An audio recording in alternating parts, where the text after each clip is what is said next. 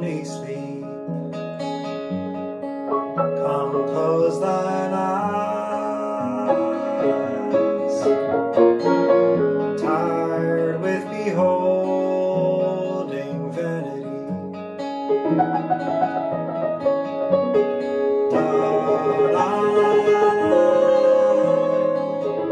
Sleep down, sleep. What struck me most about your music right from the start is a sense of directness. And every time I see you on a video, on a live stream, when I see you now, there's a sense of I'm here, I'm present, and I won't let you wait. In a way. Yes. I wonder where that comes from, and what your view on it is, being present. That's a very thoughtful question. Man, I don't know. I think that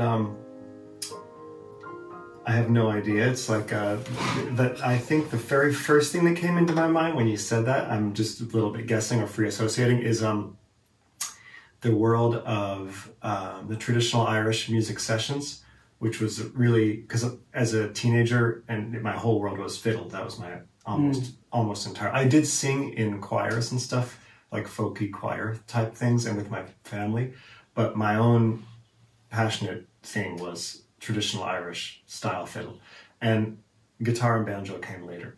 And in that genre, you know, it's this it's the great thing of like the pub session where the pub is paid for 3 musicians, and that one person runs it, and then that person hires 2 others, but then whoever's around in town will come, you know, and join in. And you can either be, it's a fellow, like sometimes it's professional musician who comes, who's on tour, who comes to play, but it could also just be somebody who's fairly new to the music. That's like the vibe.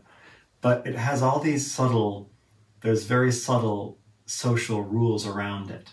And it's, you know, in terms of, you don't just come in and start playing, you kind of sit with your instrument and, you know, you join in a little bit, but you wouldn't like then start a tune until the person invites you to, and there's kind of repertoire that circulates around a certain session, and there's like a tempo and the amount of time people play through, and you know, you sort of just follow the vibe. But there's something about that world that when you said that, where it's like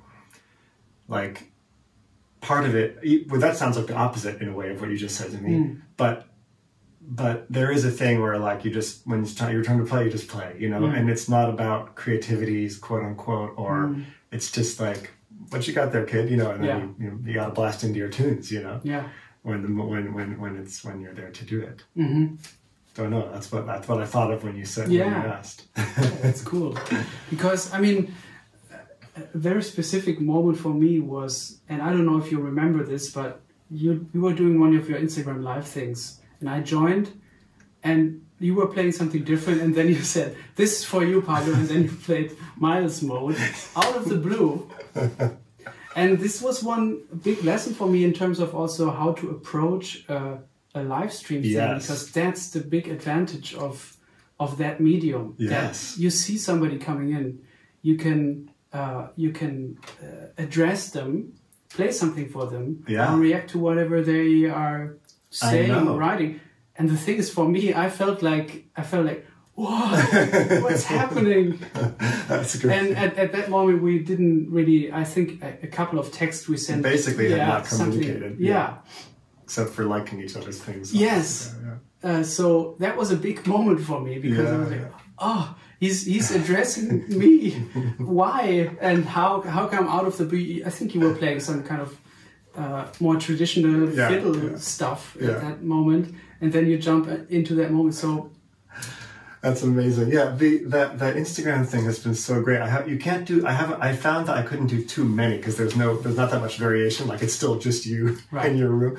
But I know the whole specificity of people's connection through the comments. I wasn't gonna, when the lockdown first started and everything last year, I was not really gonna do a live stream, and I would try and support people's, you know, buy tickets or send a tip or whatever. But I wasn't watching that many of them, and then. I live in England, and it must have been in the morning, and I saw somebody, one of things on live, and it was Pedro Martins, the guitarist, the Brazilian guitarist, and it was just like clearly 2 in the morning in Brazil, Yeah. you know, and he was just like chilling, and the phone was like sideways, Yeah. like right up against his, like there was no, you know, thoughts. It was just totally, Yeah. and he wasn't playing any of his, like, it wasn't a gig. He was just like practicing or playing repertoire that he knows, and he was just blazing because he's obviously he's blazing, and like that just turned on a light bulb in my head because I was like, oh, it doesn't have to be like we're all here 10 feet away and we're trying to do something we're sad because we can't do it for real. Or, like it can just be this other thing. Can be casual. Yeah. And then I found that if I just got really close, because also I'm not very good with tech. And so the iPhone within 2 feet sounds great. Mm-hmm. And then farther away gets bad. So like really close. Then it felt like, and then the comment thing just became this complete improvisation because people, like whatever people said.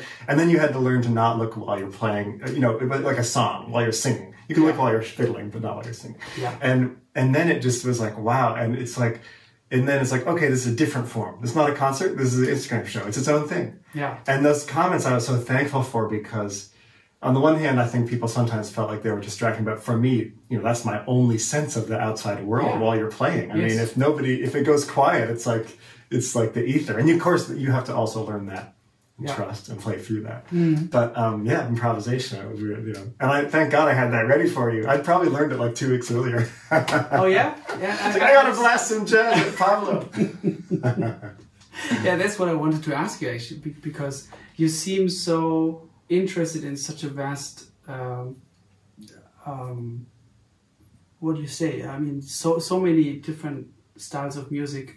Although I think we both don't really think in styles, but I mean more in people. Maybe you're interested in so many people and what they bring to the table. And I'm wondering. I'm always curious because this is something that's hard to describe for me. But I'm playing mostly jazz and improvised music, but I listen to classical music and whatever, Sam Amidon, you know. And for me, that's natural that I listen to that stuff and learn stuff that I put into my music. And some of that is maybe only recognizable for me, the influence. But whenever I think about somebody else, that's a mysterium again for me, because I see you listening to Don Cherry, and then I listen to Groundhog, and I figure, where is it? I mean, or how does it influence you? Yeah. When I think about me, it makes sense to me because that's my personal thing. I can connect the dots, you know. And also, I love the Beatles, and my music doesn't sound like the Beatles, right? You know. Yes. But so there's also a subconscious thing of influence, obviously. But I'm wondering what your take on it is, and what because you're drawn to certain kind of people and very, very intensely, I feel. Yes. The way I see you talk about them or write about them. So I wonder, what are you looking for in those influences and those people in terms of what you then introduce in your music? Yeah, I mean, it's so interesting. There's like 2-3 things in like 3 different directions one could go from what you just said. And one thing that I just thought of is like, there is a funny thing with influence versus like listening or inspiration, where you're absolutely right. Like there's things that I heard that I didn't even necessarily I didn't even listen to more than once. I just heard like 2 tracks, and yet it made something wake up in my brain, and you could completely hear the influence for the rest of my music in this thing that, like, there was the musician Devendra Banhart. He made this album, I think it's called Rejoicing in the Hands. I think that's the one. It's quite solo, and it's just nylon string guitar. And when that came out, it was like, I just heard like 3 songs of it. And it was like, whoa, you could do that? You could just make something that quiet and intimate, and it could still be, I don't know, like it just, and I didn't really, I think he's a great musician, but he didn't end up being somebody that I pursued that. It's not like I probably have listened for 10 minutes to that record in my whole life. Yeah. And yet, like it, completely just shifted something when I heard it. Whereas like Miles Davis, I've listened to like almost every day of my life since I was 16, literally almost every day, hours. And yet, and of course, as you say, of course the influence is going to be there one way or another, but it's not like it's going to necessarily like be present in in terms of how an external person would hear the music. like that might not, may not be apparent at all. So I don't know it's funny, that whole difference, like it must be somewhere, because it's clear, like that's like the most powerful, meaningful things on so many levels. And so I know it's a mystery where things come in.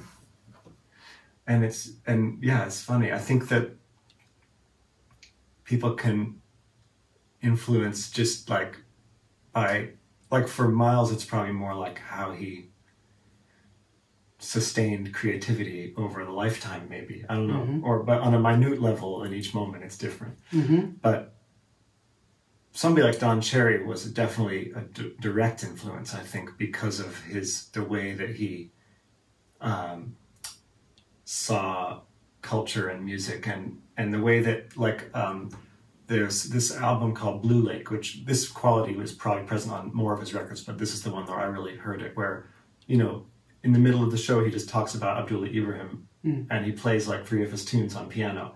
And it's like such a beautiful thing that he would just trust that would be, it's not his tune. It's not, he's not a piano player primarily. And yet he's just like, this is my friend. I love this guy's music is so great. I'm going to play some of his tunes now. And just like that, he would trust that him as a person, all this stuff coming through him would come out like as part of his expression. Right.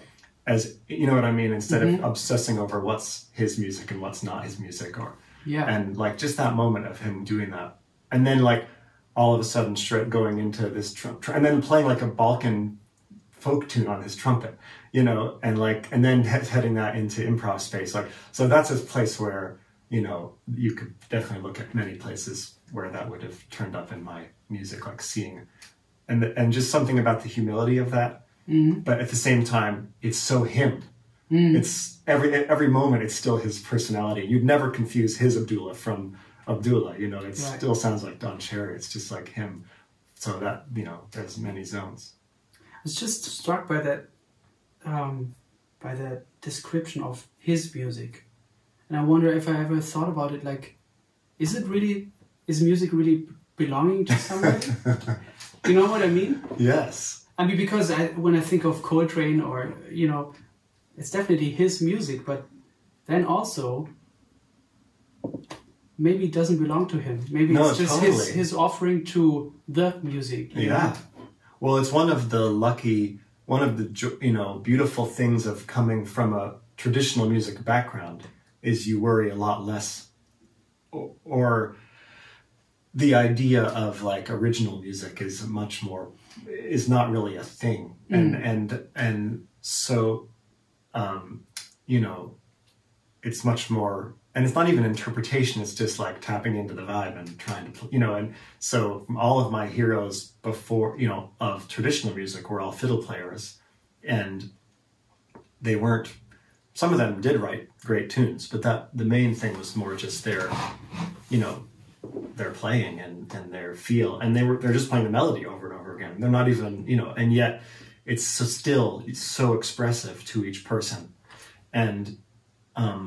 And I think when I first started listening to jazz, it was really like just like the ride cymbal that was compelling to me, because that was where it was the same thing. It was like, because harmonic chord changes I couldn't really hear yet, and it was just like the ride cymbal was where I heard just like that person's feel being transmitted into the world through that thing, and that's what the Irish fiddle playing is really like.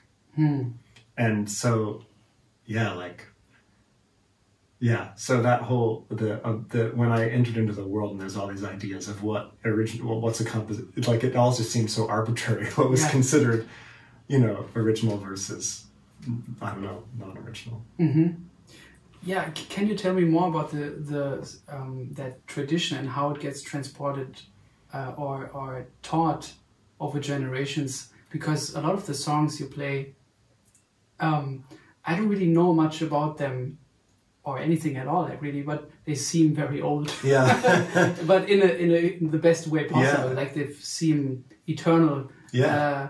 Or they do have that quality. A lot of the traditional songs. Yeah. I mean, it's a real mystery, how they come about in terms of the content. I mean, I think somebody writes something and then they teach it and that person forgets it and changes the second verse and then it grows. And that's the whole folk process thing. But I mean, one of the weird things about traditional music is there is this fact about it, which is it sounds so old, you know, and these melodies are old, and they're strong because they're old. They've been, you know, hammered into this beautiful shapes, and the stories and what people are singing about is so intense and internal and deep, and, you know, again, has also been chiseled in this similar kind of way. But it's also funny that, because in, you know, our ears, culturally, what we hear as sort of traditional is often very arbitrary, and is often kind of new, like, you know, acoustic guitar in folk music. I'm not a historian, but is my understanding of in America is that it's like kind of pretty much 20th century. It really wasn't being used before. Like maybe in the late 1800s it started to happen. Before it was all banjo. And so our standard idea of like somebody strumming a guitar was like, because that was when those recordings in the 20s were made. But I think when that was happening, that was like some weird new innovative stuff. Yeah. You know, and so like, oh, he's strumming the guitar. That sounds amazing. Like I was always picking it or whatever. So I don't know. I just think we have these funny, and in Irish music it's hilarious because the traditional, what's now like the kind of classic sound of Irish music, which is like fiddle with guitar, often in like an open tuning, D-A-D, G-A-D or whatever, is like the guitar only entered into Irish music in the 60s, and it was all these young people who were listening to Rolling Stones and Joni Mitchell, and they're like, oh, that tuning's cool, I could play that behind an Irish tune. And it was, you know, and they were rediscovering Irish folk music coming from rock and roll and blues and stuff. So like it entered like through like blues, and it goes to Ireland and then returns. So, you know, it's like what makes it sound old in this style is often very arbitrary, and often not that. And I had a funny moment where I went to hear, because I live in England, in London, and Evan Parker plays the Vortex like quite regularly, and I realized I hadn't done it, and I'd lived in England for a couple of years, and I lived like at that time a few blocks, so I was like, I gotta go, you know. And I went to hear it, and it was like so amazing because it was exactly like going to a pub folk sing or an Irish session. It's like, this is this style that's now 50 years old, right? Like European free improvisation. They were playing, it was like going to a session. There were clearly set stuff around what was going to happen musically. They're improvising, of course, but it's like really within a style, right? And they're playing their music. It's their music. This is the music of the Vortex. This is the traditional music of Vortex Jazz Bar. And the audience, there was just a certain quality of the vibe, sort of people with their pints, and they come enough that Evan Parker clearly knows a few of them by now. You know, it's just literally like being at the Friday night Irish session on the Lower East Side of New York, where there's the regulars who are always there, and you're playing your tunes, and, you know, and it's like, it's a kind of a 50-year-old style. I mean, it would, the version of it from the 19th century would be unrecognizable now. So it's like, it was like, man, like I met it, this is the same, like it's so amazing. And it's like, and I guess, I mean, I don't mean it even just in that point. There's something deeper about the feeling of the way that they played, Evan Parker, and I forget who the two musicians were. I think it was a bass player and a guitarist. Like something about their interaction was so comfortable, you know, that it was so just like the flow of it had this, it wasn't like sort of an improv thing where you're kind of like, oh, what's, you know, it was just comfortable. And I mean that in the best way, like it was super deep. And it was like that thing of like three older musicians who'd be in the corner of the pub who've been playing there since the 60s, and they're still playing, and, you know, beautiful. It was like a very intense, because I had heard a lot of that kind of music in terms of experimental music when I had first come to New York, but I hadn't really heard it for a while, so I was also coming back into it, you know, with some fresh ears, I guess. Can you explain how you approach some of those older pieces? What your take on it is, if you, I mean, I guess you've learned it at some point from somebody or from a record, and then you, what is arrangement for you, or what is reworking something? Yeah, it's interesting.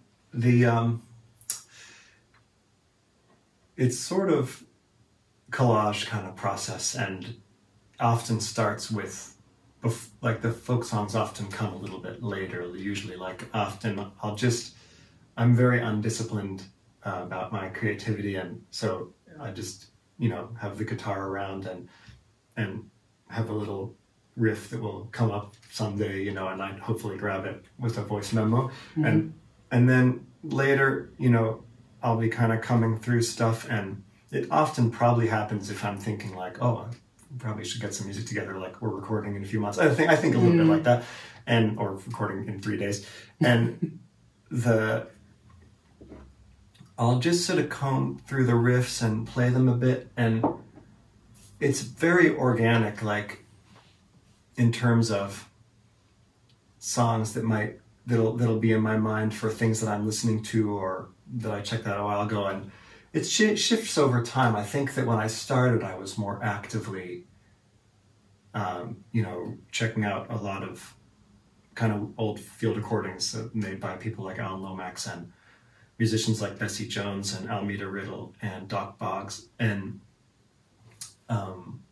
it shifts because I don't know where it'll go next. I always feel like I've run out. I always feel like, okay, I'm done doing the folk song, I don't have any more. And then usually, sometimes it doesn't, but then they kind of tend to come creeping back. But so yeah, anyway, the guitar part will often come first, and then I'll sing a little over the top, and then sometimes, and then it's kind of, there's like a range, like some songs I'll only change one. Sometimes I'm very close to the original version. I'm just changing one, and the arrangement is more around what happens with musicians. And then on the flip side, sometimes it's just the words that are left, like Short Life from Bright Sunny South. That one is just the words. The music is entirely original by that. It was just I think the words belong to a song, but the melody I just nicked the words and had a melodic phrase that worked out for it. So there's kind of it's sort of a range. Do you want to demonstrate on some of the songs, maybe? Sure thing. Yeah. Give me an A there. Anyone in particular to look at what happened? Well, today I was almost exclusively listening to Groundhog, and I'm not sure. That's so cool. Is it yours or is no? And did you check out? There's another version of it on Lilio. Did you hear that too? Oh, that's the one I heard first. Ah, great. So I guess that's the rework. More rework. Yeah, weird. And the other one seems a little bit more centered on totally. That's more just like a harmonization of the melody. So I think I've heard that as a I just love how perverse and strange those verses are. So great. And I learned it from Frank Prophet, who was an amazing banjo player and singer, but there's also a Doc Watson version. And shoulder for my gun and a whistle for my dog, shoulder for my gun and a whistle for my dog, head for the man is about to shoot groundhog. And it has that little so I've done a version with Bill Frisell where I'm playing the fiddle and he plays guitar, and we shred it, just the straight melody and then whatever happens. And it has that nice little crooked vibe as well. And I'm just trying to remember. I think you did A major, B major, C major. In terms of what? In terms of the harmony, yeah. And then on Lilio, on the that version. Yeah. I don't know. So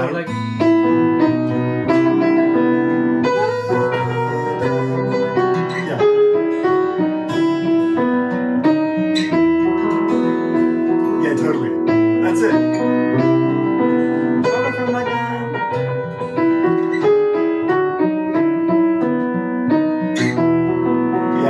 You know what this one was? I love. Well, my dad is a huge Bartók fan, and have you heard like the Bartók, some of the field recordings that he got some of his folk tunes from? Well, I haven't heard the field recordings, but you know the pieces, the violin duos and all the various folk dances and everything. So there's a cool album by Muzsikás, the Hungarian folk band, where they play, like they have some of the field recordings Bartók made, and they play some of the traditional and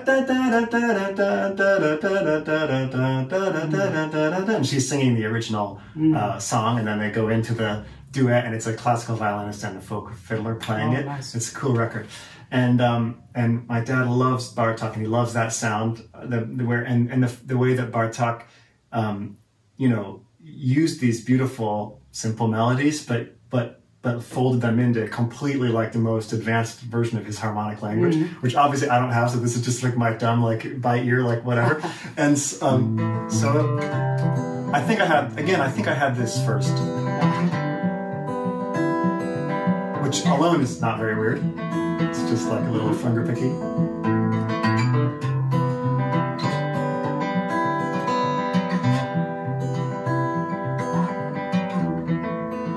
And then I just tried to find different places to sing it from, see what happened. Shoulder from my gun and a whistle from my dog. Shoulder from my gun and a whistle from my dog. Headed for the line, it's about to shoot groundhog, groundhog. And I wasn't even sure if I would do it. I was like, is this too much of it? I mean, it's nice to, I think humor is a place you start from. Like sometimes you do things as a joke, you know? And I was like, screw it, I'll just bring this to Bill and see if we, you know, and of course he's always up for stuff. Yeah. And, but I just liked that. And it again, like a lot, well, one thing is, that's been a little bit of a theme through some of these different records of making these weirder versions, or whatever, versions of the folk songs, is like, there's the original, one of the great things about folk music that's hilarious, but that I've sort of changed, is like this quality of the melody doesn't always match the words, right? So there's a wonderful aspect of the folk songs, which is like the music you're listening, and it's just this beautiful, happy song. Yeah. And then you tune into the words, and it's like the most depressing thing ever. What's the one where the guy gets hanged?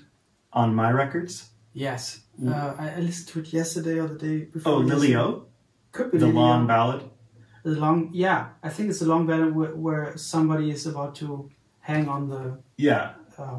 Gallows. Gallows, yeah. And gallows is also in the lyrics. I'm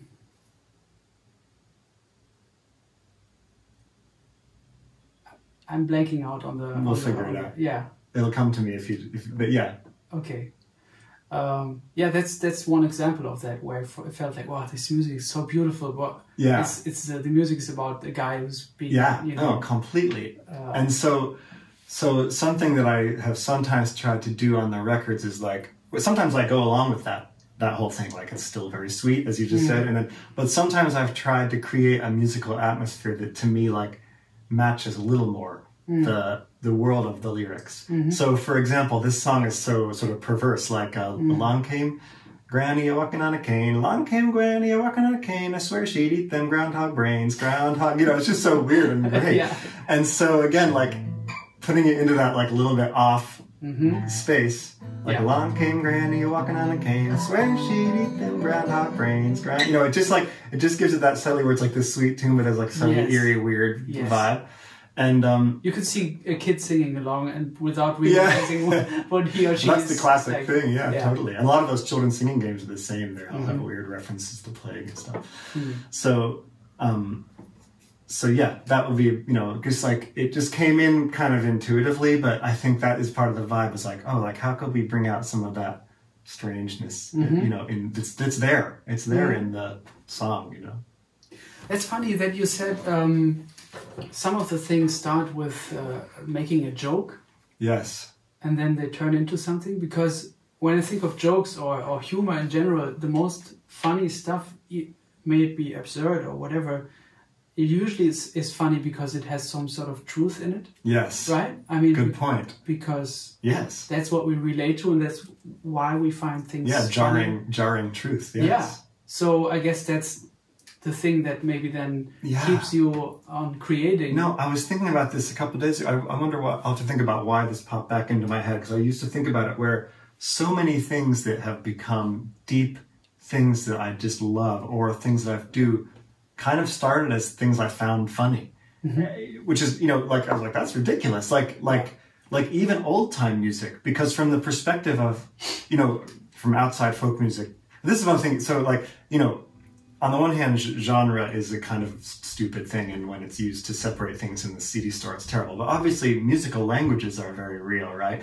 And like, if somebody walks into an Irish session, for example, they might enjoy it, but it'll probably sound pretty much all the same to them. It's like all in D major and at the same tempo, and and yet to somebody whose like life is is traditional Irish music, you know, they'll be hearing like references to a fiddle style of a certain region, and, you know, they'll have super strong opinions on the interpretation that somebody walking into the room, you know, it's for me when I listen to classical music, which I love and I've encountered in different ways, but like, I wouldn't have a strong response really to, you know, the way it was played compared to, you know, to you or somebody who's dealt with that music on a really intricate level. So from, you know, these fiddle styles are so different from each other, right? From when you're within the universe. Right. Like when I was a teenager, I would never have dreamed that I would play old time music, because it was like, I play Irish music. You can't play both. Like, you can't do both. You can't do that. Yeah, it's impossible. Like nobody's ever done that. Like, you know, you can, and now of course many people do it because it was just that nobody had really spent the time, had not worried about it and just taken the time to learn each style as two distinct things. But when I was a teenager, it was like super rare to hear a fiddler that could play truly, you know, with integrity. And I still, in my heart of hearts, do not consider myself an old-time fiddle player. I would consider myself an Irish fiddler, which now might be a distinction that from the outside seems absurd. I don't know, like Joni Mitchell saying, oh, I'm just a painter, you know, it's like, it's like for her, she is, that's probably a real feeling for her, you know, like, cause that's what her thing was as a child. That's what her identity was. And so anyway, so for me as a teenager, the Irish style is very, you know, ornate and delicate, and it's really rhythmic, but it's very ornate, and and the harmonies are very modal and ambiguous. Like the backing style is often in open tuning, and it's really open.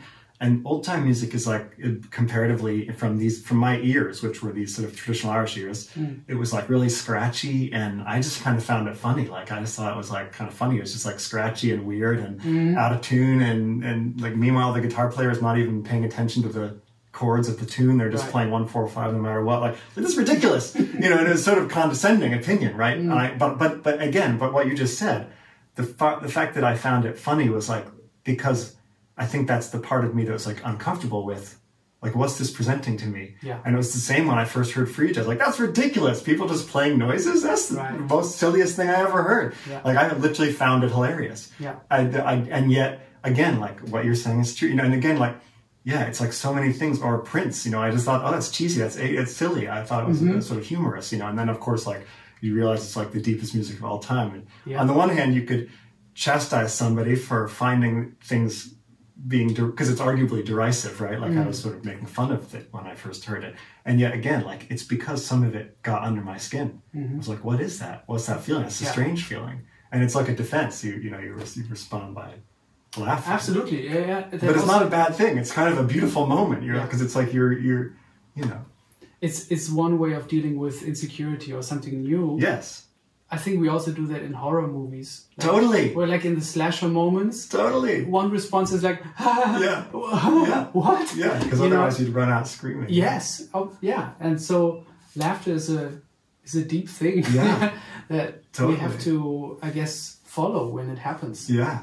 Right? And see what it stands for. Yeah.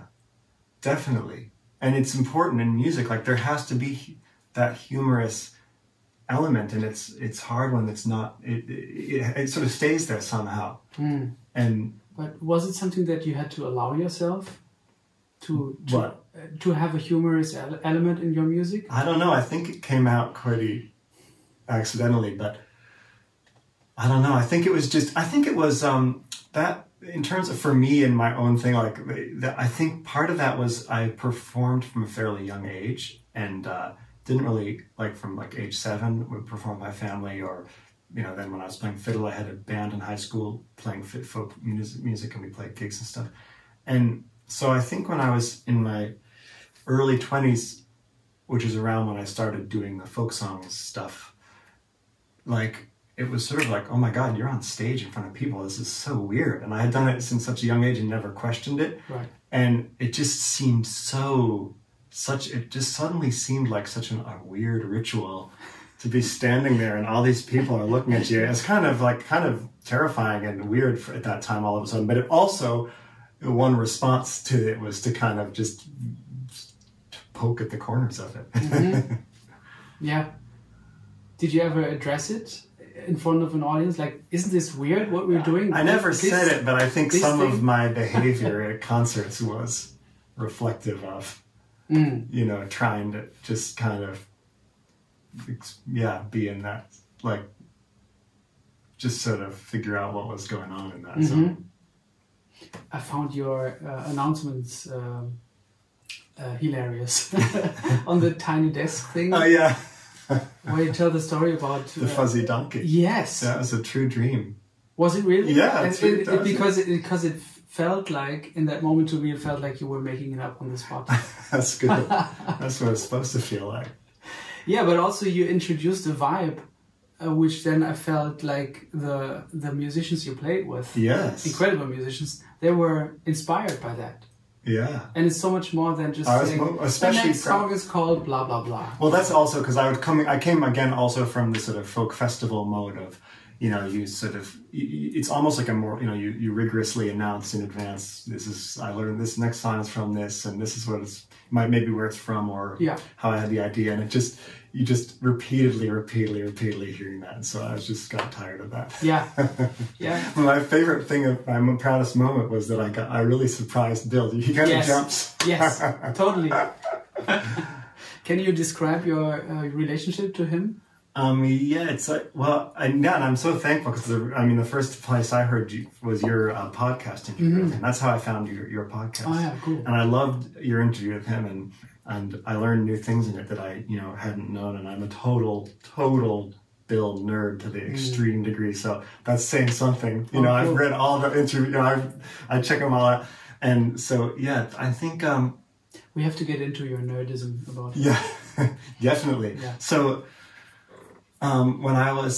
I have a best friend named Thomas Bartlett, who's a piano player, and we grew up together, and we really, a lot of our teenage years were really musical discovery together, and we had and you can sympathize with this, I think, in terms of that, the era of listening to music when it wasn't all available, right? It was still limited to what you could afford to buy and what you had in your house. And then even there wasn't really allmusic.com or anything yet, so you couldn't really, or Wikipedia or whatever. So it was sort of, music was kind of an imagination then. You kind of had to make up what the connections were. You didn't know what they were. Yeah. And you didn't know, and also I think a lot of that thing we were saying about humor was related to closed-mindedness, which was almost out of necessity because now it's easy to be open-minded, right? You can just hear everything and you can realize that it's all valid, right? Mm-hmm. But then it was kind of weirder, because you had to make these... Very selective. Yeah. Only what you have is your reality. Totally. And so I remember Thomas and I had these kind of rules that were about what was, jazz guitar was bad. Electric keyboards were bad. These are just these weird, and it was not just some arbitrary thing we made up. It was our ears. We were so in this one thing. Any keyboards just sounded so cheesy to us. Yeah. And any jazz guitar just sounded so cheesy. And so I was really into comics, underground comics. And I remember seeing repeatedly, I would see on the CD store on the wall, the Gone Just Like a Train cover, which is Jim Woodring and Frank, which was one of my favorite comics. I should buy that. I was oh no, but it's jazz. I was who is this guy? He's a jazz guitarist. Oh, I can't do that. Yeah. That's off limits. Yeah. The jazz guitarist is evil. It's in that category. And so Thomas went to London for a year. And he went to study piano, and he went to tons of concerts. Classical piano? Yeah. Uh-huh. And he studied, and he went to tons of concerts the whole year. And in Brattleboro, nobody would really come play. So it was even more of a fantasy world because it was just pictures on CDs. And I really remember him emailing me. He's like, I saw Bill Frisell. It's incredible. It's safe. It's not jazz. It's not jazz guitar. It's not jazz. It's fine. And it was because it was gone. It was Good Dog Happy Man. Mm-hmm. And I think he sent me a few tracks. We were sending mini discs back and forth of music we were discovering. Oh, cool. And then discussing it over email. And he sent me a mini disc with a few tracks, and I must have gone out and bought that CD. And it was just it was like hearing the music you'd been imagining in your head for years. That I'm so thankful that I couldn't go look everybody up, because these guys just appeared we didn't know who Jim Keltner was, we didn't know who Bill Frisell, we didn't know who the musicians were. And so to us, it was just magic. It was we didn't,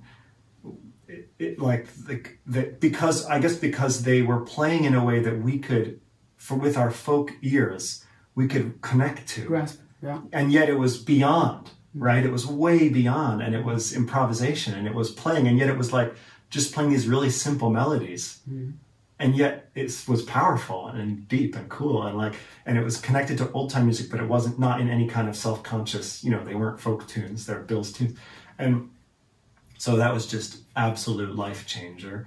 And which year was that? Probably when it came out in 98, 90, did that album come out in 99? Or 98, 99? I'm not sure, yeah. It was when that was happening. And we didn't, and again, like, you would have looked up and heard his earlier stuff really quickly, but again, I wasn't going to just buy an $18 on some ECM. It wasn't for 5 more years that I heard his earlier stuff, So again, like, that's who he was to us. It was just these middle-aged dudes playing major scales with a feel, and it was in the way that kind of connected in an oblique way to, old-time music. Completely mind-blowing. And pretty much from that moment, I was just like, oh my God. And then throughout college, we would go see him play, and I'd go, every possible time, and I'd go up awkwardly and give him our folk band CD and get an autograph on his CD and try and get him to know who I was. I knew that he knew this fiddle player in Seattle, Ruthie Dornfeld, I knew that he'd gone to her gig. Like, the fact that he'd gone to her gig was like, oh my God, he went to somebody's show. Like, it's that level of and still completely still is for me. I mean, I still am that level of fan. And those trio shows, which were Kenny Wollesen and Tony, were just like, in the vanguard, where that was like for me that was like my version of like going to see Jimi Hendrix at Band of Gypsies or something, and they were on fire. It was amazing. And it was also just that mysterious thing of like watching him, and he looked like somebody who'd woken up from he looked like somebody who was having the anxiety dream where you're like standing in front of the math class and you have to teach physics, and you like don't know physics. Like, he's like, wait, I'm holding a guitar and I'm on stage at the Village Vanguard? Jesus, I probably should try and play that note. Okay, I'll try that one. And then, but you close your eyes and you were just like, it was like this like multi-level wash of colors and textures. And I had no idea what was going on in the music. I would probably have this much more, a teeny bit more now, but still not that much. When did you try to learn some of his songs? I think I did play a little bit along on violin and stuff, because for me in my life, in my teenage years, there was a huge demarcation. I thought about this when you were saying something at the very beginning of our conversation, but I forget why now, between playing and listening. Oh, when you were talking about influence, and which is like, I played Irish tunes, and I listened to Jimi Hendrix, Yo La Tengo, Albert Ayler, Mark Ribot, it's like, you know what I mean? It was like Bonnie Raitt, whatever. It was like, so it was like this weird thing where my listening was like super broad and my playing was incredibly specific. And I'm kind of thankful for that in a weird way, because when you go that deep into a music, as you know, and there is something about really being inside a language where you sort of understand what that means. And part of my life as an adult of being an obsessive jazz listener nerd is that it's like I understand, I know from having the experience with Irish music that it's happening, and I'm not inside it, right? I'm outside listening, watching it, and so it's kind of magical. So to go back to what was the question?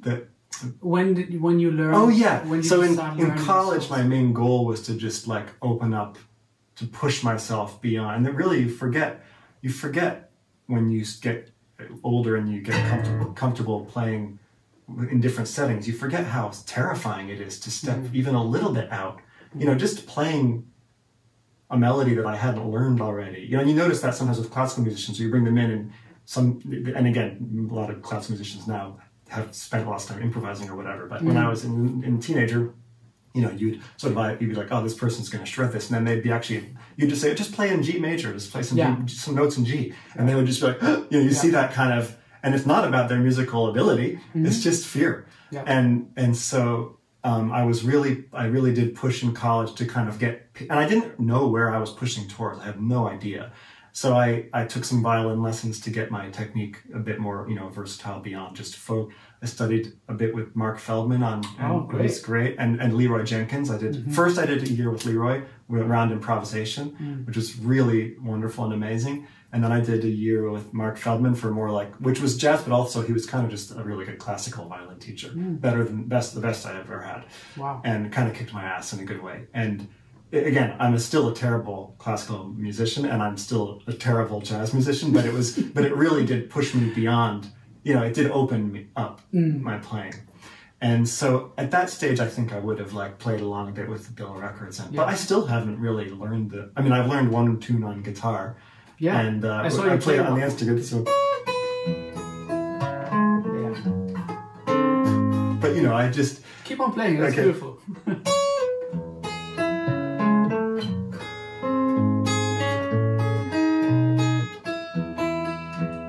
That one, and then.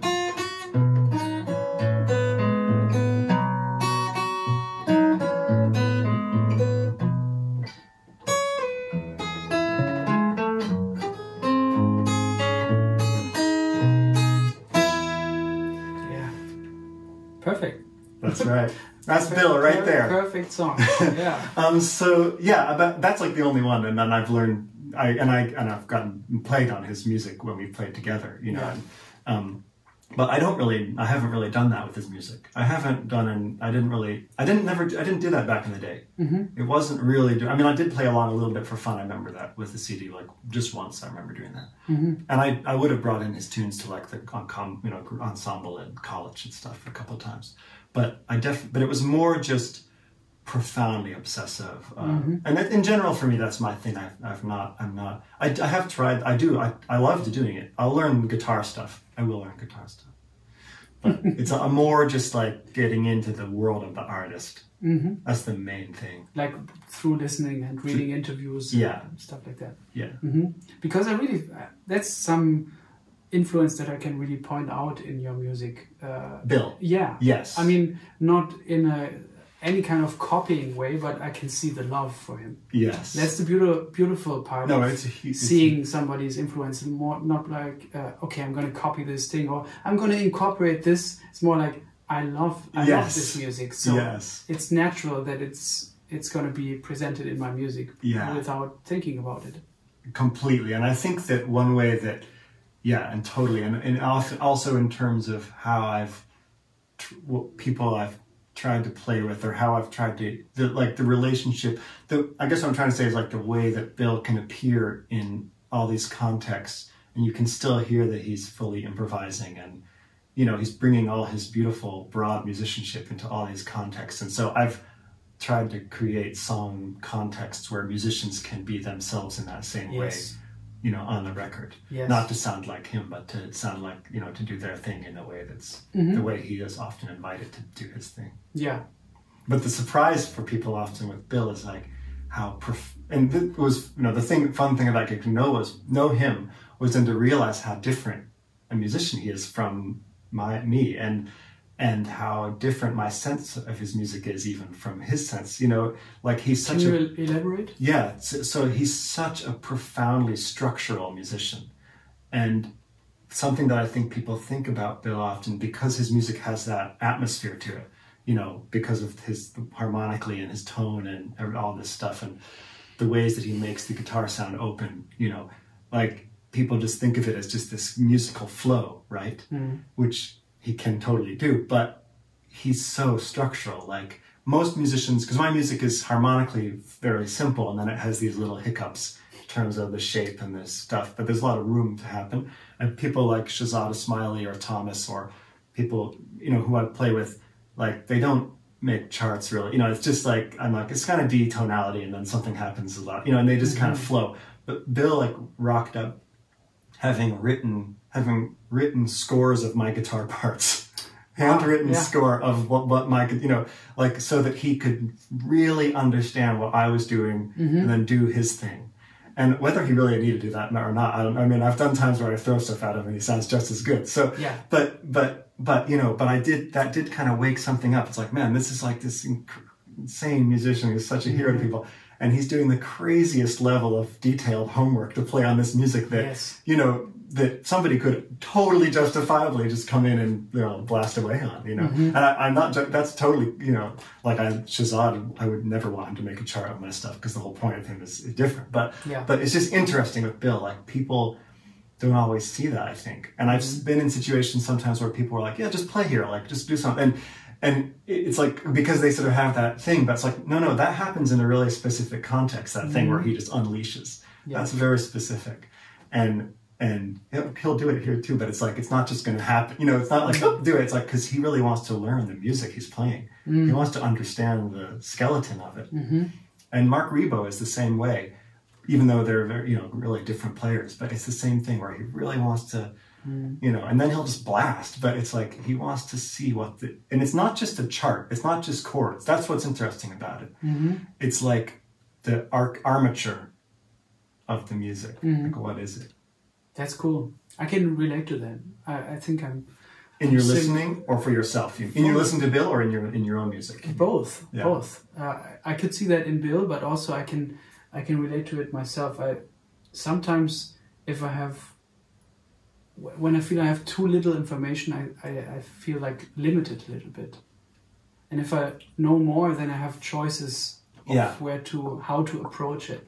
Yeah. And to how to what to see in it, or I don't know. Sometimes if I'm handed a piano chart with just chords, I feel like there's a melody and there's a bass part, and I want to know about this. Of course, I could learn it by ear, which I like to do. But if you hand me a chart, just give me all the information, then I can see what I would like to approach it, like, you know. Yeah. But how did you then get to meet him for the first time? I guess it was very organic when it happened, but it was also just me. It's like carrying this person's conception of this person in your heart so long, you know, and just like it's like a radar. It was like my Bill Frisell radar. I fully will admit that, because it's just, you know, it's so again, like I'd be that guy. I'd go up and say hi after, and then I just really wanted to connect with people who were doing improvised music when I came to New York. And again, I didn't know what my role would be in it. And so I was playing like fiddle, and I played with people trying to get together, just, you know, offering to get together to improvise with musicians in Brooklyn and stuff, and found some wonderful musicians in different zones. I played fiddle with this group called Stars Like Fleas that was really amazing, wonderful, kind of experimental indie rock band in the mid-2000s, and I was so lucky and excited to play with them. I mostly just played fiddle, but it was like it was songs, but then it would go into improvisation, and it was like just my dream of what I would, you know, and it really influenced my own music later. And their drummer is Ryan Sawyer, who plays on one of my favorite recent albums, which is the Matana Roberts Coin Chapter 4. I don't know that. Oh my God, it's incredible. Okay. One top, like, we have to write all these things. Yes, totally, exactly, and totally. And it's very deep record dealing with her ancestry and all these different corners of American music and folk music. And it has Ryan playing free jazz drums, but then it has like messed up great old time fiddle and Matana reading from these old diaries. Like, it's a really profound album. Anyway, so I was playing with Ryan a bit, and then through Thomas, I met Shahzad Ismaili, and he had come to New York fairly recently, and we struck up a friendship. I asked him for guitar lessons, and he offered to barter for banjo lessons. So we would do 20 minutes of him showing me some chord exercises or something, and me giving him a clavier banjo lesson, and then we started adding 20 minutes of improvisation as a duo at the end, just for fun. And he's a really incredible improviser and very inspiring. He would give us like very creative stuff that you do, I'm sure, as well, like thinking of little stories to tell, and we had to keep the story in our head and play it or whatever, or different conceptual ideas. And then we had this game where no matter how much time we had, we would get together to play. So he would have like he would finish a sound check, and he would have like, I only have 1 minute. And so we would drive to his house, he would double park outside the street, we'd go into his apartment, we'd play 1 minute of free improvisation, then he'd go back to his gig. Great. And so he was very inspiring, and he was playing with Avon Kang, who was somebody else I loved, both through the quartet album with Bill and also some of the stuff he was doing on his own. He made an album called Live Low to the Earth in the Iron Age, which is a drone record, and really beautiful. And I was searching for violin players, because, you know, jazz violin is not like my favorite sound, so I was searching for players who brought something. Is it off limits? Yeah, but is it still? It's still against one of the last things. Yeah. That's still no. I love. You sent me the. Yeah. How do you pronounce his name? Zbigniew Seifert. Oh my God, that's so good. You got to get me the rest of him. I remember Mark Feldman telling me about him, and I checked some stuff out. It definitely would not have been my sound, but I even then would have respected him. That's great. No, nothing's in the bad basket yet. But if anything comes close, it's jazz violin.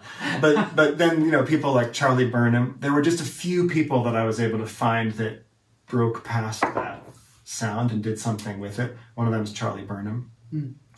And one of them, especially he played, and then one of them is and Avend and a couple other people. Oh, Don Sugarcane Harris. Oh, and this is much more recently, but is it Ray Nance? Ray Nance with Duke. Duke, yeah. Oh my God! Like there's the Duke Ellington Jazz Violin Summit, and Ray plays some viola, bluesy. I mentioned that in the email too. I think incredible. So. Yeah. Again, I wasn't going to become a jazz violinist, but I still, as a violin, that was my instrument then. So I was searching for these people, and Avend made a connection with Avend through Shazab, which I loved, and he's just a wonderful person as well. And by then, like the Irish thing, which I deeply love, that's my life, but it didn't really. Maybe because I shouldn't say that. It didn't really. It was either because I was so deep inside it as a genre. The thing is, I was sort of coming to the Appalachian stuff a little from the outside, right? Because I'm from Vermont. I didn't grow up with. I did grow up with a lot of those songs through my parents singing them, but it wasn't like I'm not. But again, it wasn't my. I was a little on the outside of it, which made it more playful. I didn't have as much baggage around it, and also I had that moment where I heard this old time stuff and free jazz stuff, and I kind of heard this connection between them. And I had gone to learn from a fiddle player named Bruce Green, his fiddle players he learned from were all in Eastern Kentucky, and he has this very like 2 steps removed. Like he found them all almost at first by accident in his 20s in the early 70s, and they were all 80, and they'd all learned when they were kids from people who had been born in the 19th century. Wow. And they all died within a very short time of his visit, almost to kind of an eerie place of like their music had been transmitted along or whatever. And Bruce has this beautiful, it's like, and the Kentucky music has the weird intonation. It's like a little bit raised fourth, and it's connected to blues, very connected, because fiddle music is black music, and that sort of then mixed around, went back and forth a lot. And so it's connected to blues, but it's a bit of a different sonority, and it has this real. So I played that stuff I had really learned from Bruce, and I played some of that for Avend, and he really responded to that.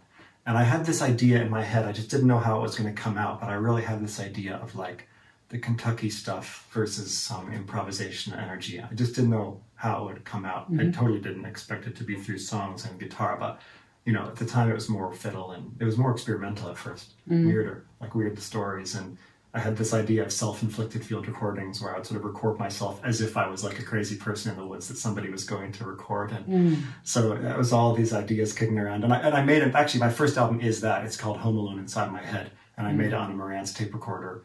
And it's just like me like scratching the banjo against the tape recorder and, playing some tunes. And I gave it to Avend, and he and Bill listened to it on the tour van. And I was super excited about that. Also because it was such a weird project. It was just such and they thought it was funny. And so then Avend properly introduced us, and I gave him my first CD of folk songs, But This Chicken Proved False-Hearted, and kind of tried to remind him who I was, and he was really sweet, and I gave him the CD, no expectation. Is it a colorful yes. Cover? Yes, with the chicken hovering in the sky. Yeah, I think I listened to that today also. Yeah, it's more home. It's the first one. Yeah. It's really the one. 2007, right? Yeah, and it was recorded, it was completed in 2005, but it took a year to find someone to put it out, and then another year to come out. So I was giving it around as a CDR for years, to musicians around the neighborhood, and gave it to Bill, no expectation, didn't hear anything. And then I think it's quite a while later, like a full year later, I just got an email from him, and I was like, hey, this is Bill. I'm having a little Sam Amidon party, because I would have put my email on the back of all the things. And he was checking out the chicken, but he also had one of the CDs I'd given him somehow You still had them, huh? he had it. Yeah. It was crazy, and it never seemed like he knew who I was when I came, you know. And yet he somehow made the connection and and he's like, "I'm just checking out your music and hope we can play together sometime." And I was like, I can die happy now. Yes. I'm gonna quit. In fact, this is it. I'm totally done. But then thank you. Yeah, exactly. Yeah. Thanks. I'm busy. But and I basically then there was a couple more years of just like keeping an eye on his schedule and not, you know, trying to meet. I met eventually for coffee and just forming a connection. And I'm glad we didn't play right away, because by the time we played together, I just had more to offer. Yeah. I don't think I would have been ready that week if he had been like, let's play this weekend. I don't think I would have been ready. And I made another album and That's gave the black and white. All Is Well, where I'm shirtless. Oh yeah, that one. Yeah. And then I think I'd even made the third one by the time we played together. But I gave him that one, All Is Well, and again, just on a CDR. Like I would just make sure to try to, you know, give him this music, and because I should also say, like, part of what blew my mind about Bill was it was somebody in that world, like, because he was playing a lot of those old folk songs. You know, he had an album called The Willies, where he played, I think, Sugar Baby and stuff, and it was just, like, blew my mind. Anytime somebody in the broader culture, like Kurt Cobain singing this Lead Belly song at the end of the Unplugged in New York album from which is when I was 14, that was, like, the music of my time, you know, and I bought it when it came out, and I'm listening to this thing that's like this. I'm going to rebel from my parents. I'm going to listen to some Kurt Cobain. You know, I'm going to listen, and this is like what all the hardcore kids listen to. And at the end, he's like, "This is a Lead Belly song. It's my favorite singer." And I was like, "What, Lead Belly?" Like my mom listens to that. So just I just had a little radar. Anytime people in that world more broadly were engaging with kind of old time folk stuff, it intrigued me, because it wasn't as common as it is now. You know, it was weirder then. It was not as known before. "Oh brother, where art thou?" You know. Right. So then Bill. So anyway. So it was slow and it was organic. We waited and then the occasion arose and it came up for us to play together. And then it just felt so good. And we did. Was it a gig the first day? Yeah, he invited me to come to Ludwigsburg for a festival that was happening there. And it was with his trio with Eyvind and Rudy. It was this program we put together of some of my songs, but we were also doing Charles Ives and William Billings, who wrote a lot of Sacred Harp shape note music, which is where a lot of the religious songs in my repertoire come from. And so it was kind of a program of all these different things. So that was fun, just to do something different as well, to put it together. And we've done that a couple of times since. So what was the first time like? Can you describe how you felt? Yeah, it was exactly 10 years ago. 1 month ago, 10 years and a month, because my son was about to be born. He's about to turn 10. And so it was classic Bill. I guess I was nervous. I did feel ready musically, but I was nervous. Which instrument did you play then? I would have been singing and playing guitar and banjo. I didn't bring my fiddle. And it was what I was doing at that, you know, time and everything.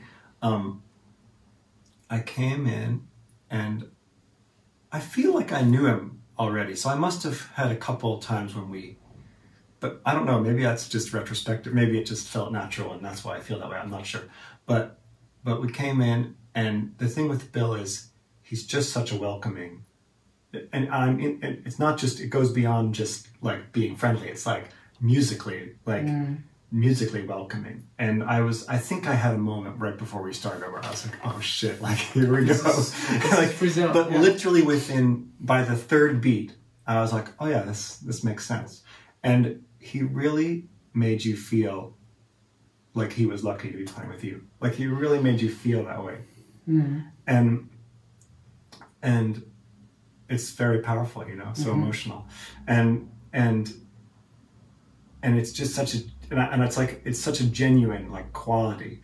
And I mean, even to an absurd degree, like where, well, I remember that day, because we were doing these Charles Ives songs, you know, and they're not easy music, but it's not easy. It's not hard to read. It was like this really slow one.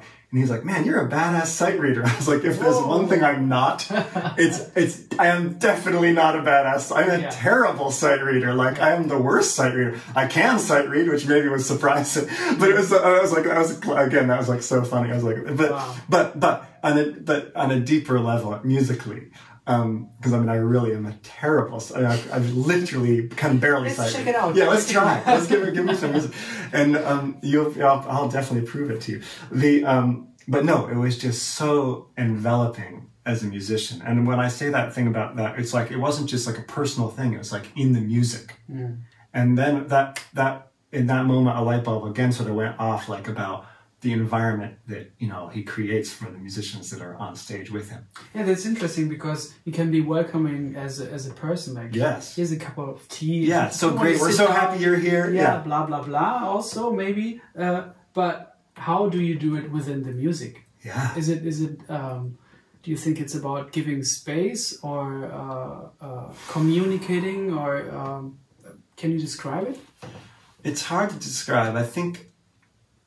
Because of course it's all chemistry between musicians, right? So, you know, I think there was something natural occurring that was real. You know, I think you can't manufacture it just because you want people to feel that way. It has to be a real thing. But yeah, I think it is something in the music, like with something about like the openness of his sound, and yet there's so much going on in it.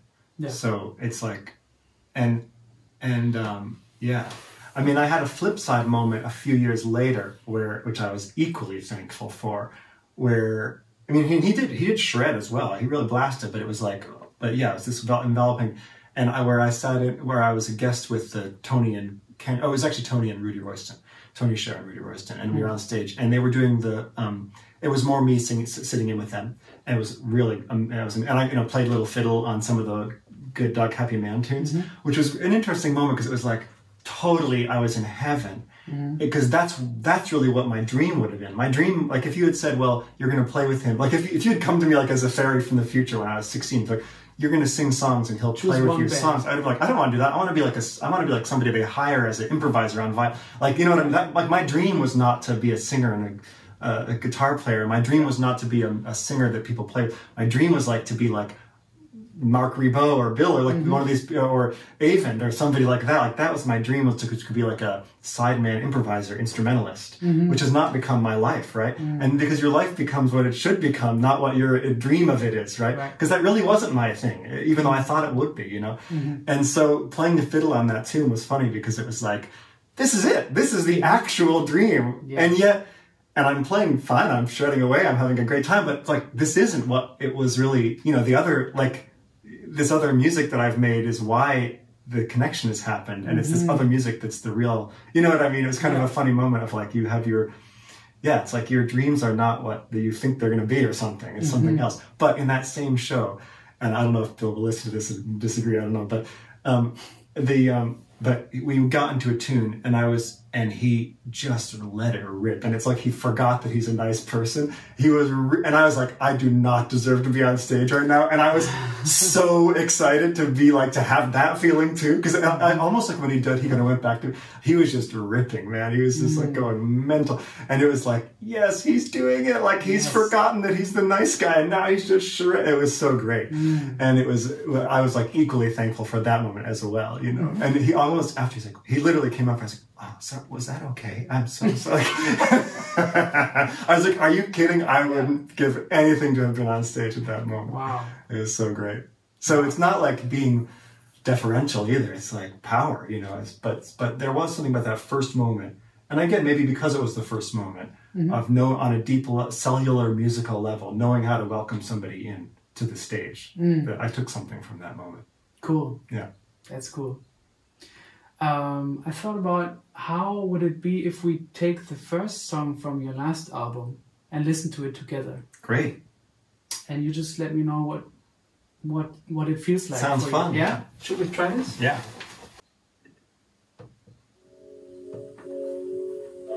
We're gonna do this soundways like this.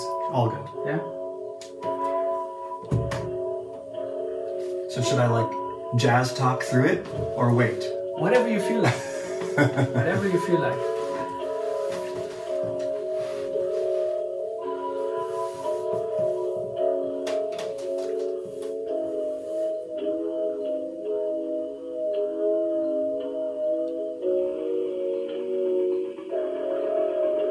What instrument is this? So, playing the chords. That's Bert Cools, and he's playing some sort of guitar synth. And he just did it.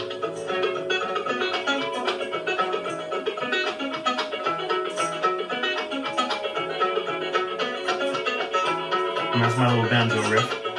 And I can play after. I have the voice memo that I made at the sound check where I came up with that. Oh, great. Which then became a little bit of a model for this track. And Chris was playing drums, but at the sound check, Chris was sound checking his synth. And I just played this riff over the top. And Chris kind of ignored me and was playing all this weird shit underneath, but just kind of inspires what Barrett does at the beginning. I'm very curious where you feel the beat. Here. Here? Yeah. The only thing that throws me off it's the drum. It's the drums. Yeah, because I always feel like, okay, the snare, right. Is it really there? Right. And then I tried to listen to it the other way. I was like, I can't do it. It doesn't make sense to me. Totally. I have to stay with how it felt. Totally. It feels natural. And what is going on in our ears? I've always been curious when we... You want to do a pause for the topic? Yeah, sure. Or pause it. Yeah. Like, what's going on in our ears when we hear the downbeat in a different place? It's such a mysterious gestalt thing. Yeah. Yeah. Like, and it's hard to come back to it. It's great. Yeah. Once you're lost or in a different place.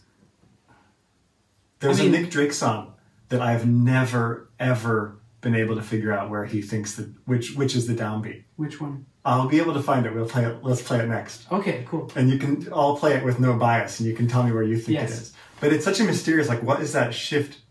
Like when you what is your brain doing when you? And it's because you say it's so powerful. Like when you hear stuff. There's times when this song comes on the radio, and it sounds so amazing. Yeah. And then you realize you've just had the downbeat in the wrong place, and it's like. When you switch, it doesn't sound good anymore. Yes, absolutely, absolutely. Because it's mysterious in the first moment. We're like, where is this? Even when it happens, like on a Mariah Carey song or whatever on completely. the radio, like, wow, how did she arrive? Oh yeah, it's just my mind made it more interesting. I know, completely. Yeah. Okay, back to it. And again, we can talk after.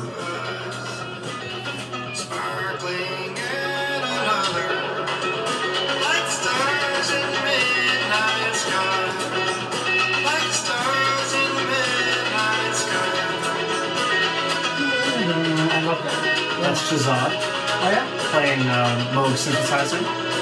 There's also a bass synth. I don't know if he's playing them both at the same time or if he overdubbed. I can't remember. Because this is mostly one take. Yes. Do you play it all together? Yeah. Cool. And then Maggie, is that an old song? Yes, or, I can play the original. Oh, great. It's not that different. I mean, harmonically, it's not that different. That's you? That's Leo, who mixed the record. He added some, and additional production. He added some. Okay.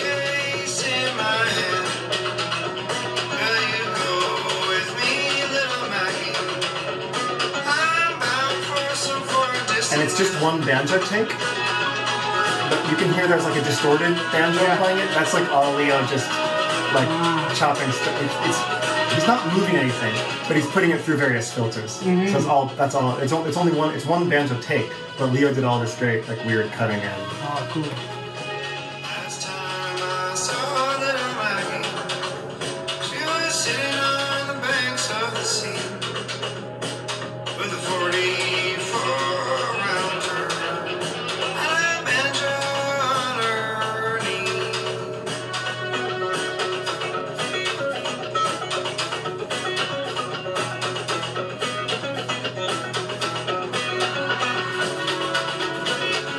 Great record for the car. Yeah.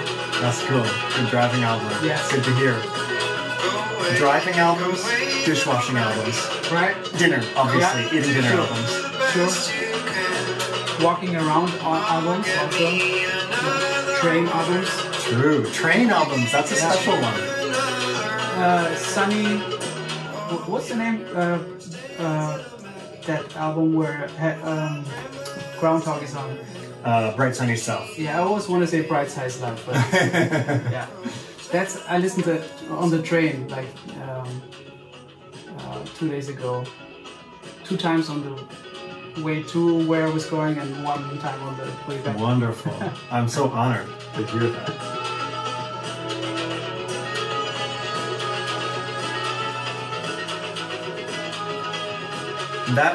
That's the guitar as well. That's Barrett. Ah. That's some guitar synth. Beautiful. He's fantastic. And that's all the same take. That's great. I love when you find sounds that don't sound like the actual instrument. Yeah. And so they transcend what your ear can grasp right away. And that's another weird ear gestalt thing is like how, that I've been thinking about lately, is like how differently we hear stuff based on what we expect the instrument to do. Yes. It's so weird, like when you'll hear something like, that's insane, and then you realize, oh, it wasn't a saxophone, it was a keyboard. Mm-hmm. That's good. Like it's not like a judgment thing, it's like a weird ear thing. Yeah. Because it's even with voices, like if hear a voice, and if you think it's a male voice, it sounds high, and if you think it's a female voice, it sounds low. It's like those weird... It's true. Expectations. It puts it into context right away and then already puts a stamp on it. Yeah. Although where you don't, because that's what I love. It shouldn't matter. Yeah, right. If I don't know what it is, then I can just take it in and see how it moves me. Yes, totally. Because I thought about that. I had this, I remember being in college and I was in my friends, they were in like the printmaking studio, and there was this really crappy CD player, and it had a EQ knob, and I was listening to John Coltrane. It's the last concert, the Olatunji concert. Mm-hmm. It's really, really bad recording quality, so it's pretty raw to begin with. Yes. And it was in the middle of Coltrane's, blazing solo, and I was like messing with the high. It was the EQ was sort of messing with the high pass and low pass, which made it sound like he was an electric guitar player through wah-wah. Yeah. And it was like your whole way of hearing it just changed completely. Like I heard it in this totally new way. Yes. And it was incredible. Like it sounded like Sonny Chirac or something, but with, and again, like something about putting it through a filter that made me no longer hear it as a saxophone. And all of a sudden I was hearing his actual melodies in a way that when I heard it as saxophone, I just thought, oh yeah, that's just like saxophone runs. Like weird, we have these different.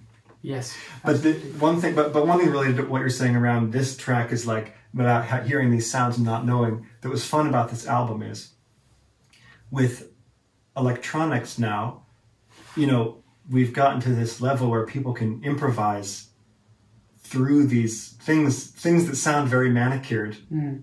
A lot of stuff like this track would probably sound like stuff that was carefully overdubbed or whatever. I don't know, maybe it doesn't sound that way. And yet it was like, and some of that is Leo, like with my banjo and stuff, but a lot of those synth sounds, like that's just one take of Barrett, That's so cool. And yet he's able to, he's improvising. And yet he's able to improvise through this sonic world. And same with Shahzad with the Moog, which is not a new technology, but he's same thing. It's like he's improvising, he's making all those harmonic decisions up on the spot, Yeah. And then you can adjust a little of them after as you need, but again, like it's sonically, like the ability to sort of sonically, which is of course a challenge in our world now, because when you listen to stuff from the 70s, you can hear the effort, I think, right, yeah. in a lot of those electronic textures. Sometimes, right? Totally. Mm-hmm. So it's harder now to kind of access that space, maybe. I don't know.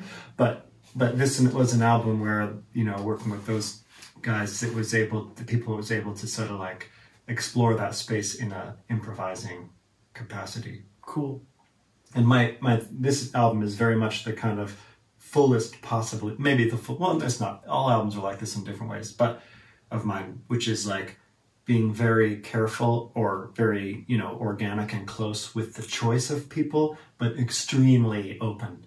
Mm. I mean, Chris just played that beat. Chris is the drummer on the last 4 records, and I can only think of one time, Walkin' Boss, I kind of hummed him, like I sort of sang a rhythm for him to play. That's the only time. Like everything else he's doing is just what he started to do in that moment, That's a cool beat on Walking Boss. It's killer, yeah. I had it in mind. I'd heard this song on the radio. I've heard it many times. I gotta go find it. It's so good. But it just had this beat that I always was hearing. Mm-hmm. And Chris didn't just play my beat. He took it to a different place. Mm-hmm. He took it much further from what I sang. Like I couldn't have played it. He played some deep sing. And it's very hard for other drummers to play. But because it's really his feel. But that's the only time. Every other beat he plays is what, and same with Shahzad. It's like, you can't tell him what to do. He'll do something else anyway. And so, it just very much allowing, and with Leo too, in terms of his, you know, decisions he was making in the mixing process, that, you know, I was just like very open to where he took. And there are some albums where I've maybe had a little more, like Lilio was more collaborative. Well, no, I don't mean more collaborative. Lilio was more kind of shaping the songs. But again, all the musicians had such a huge, it's like very, very open to what people, and that comes again from like the Don Cherry thing, I think, like, like it's not about you, the album, you know, you're at the center, but it's like, it's just a great place for other people to do their, you know, the point is for it to be a platform and a context. Yeah. Do you want to show the voice memo of the, oh yeah, that'd be fun. And I can, well, play that, go to you, if you have the old YouTube on there. Let me see. Are you on the Wi-Fi? Yes. Well, I'll play you Little Maggie first. Oh yeah, cool. If you go to YouTube. So or I can play it through the speaker here. Maggie, and then... No, search Tommy Jarrell, Jarrell, I think. And then... Tommy, say again. Tommy. And then? Jarrell, Jarrell. And it's Little Maggie. It may not be there, in which case I can play a different version.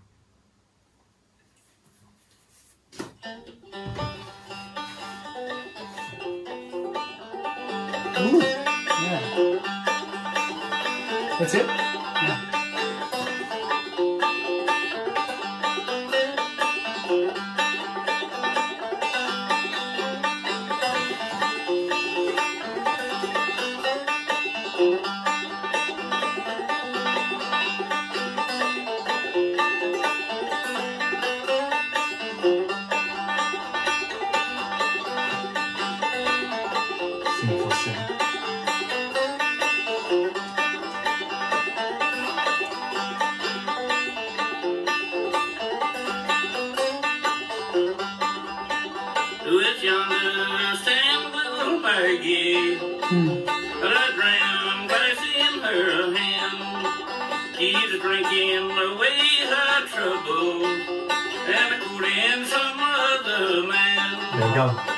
And you know, a lot of the kind of edges around the eccentricities and edges around the music are there in those recordings. Like, you notice he takes an extra beat at the end of the first line just because he's taking a breath. You know, and all those qualities are in That's there. great. And a lot of the weird intonation stuff. So if you go, oh yeah, I can follow up the memo.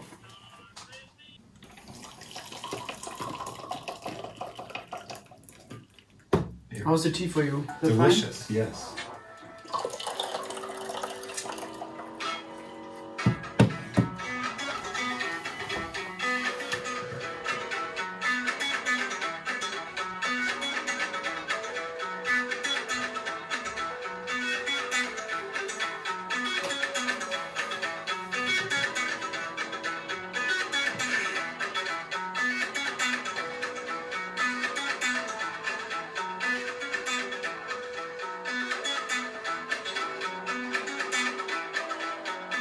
That's it, a sound check?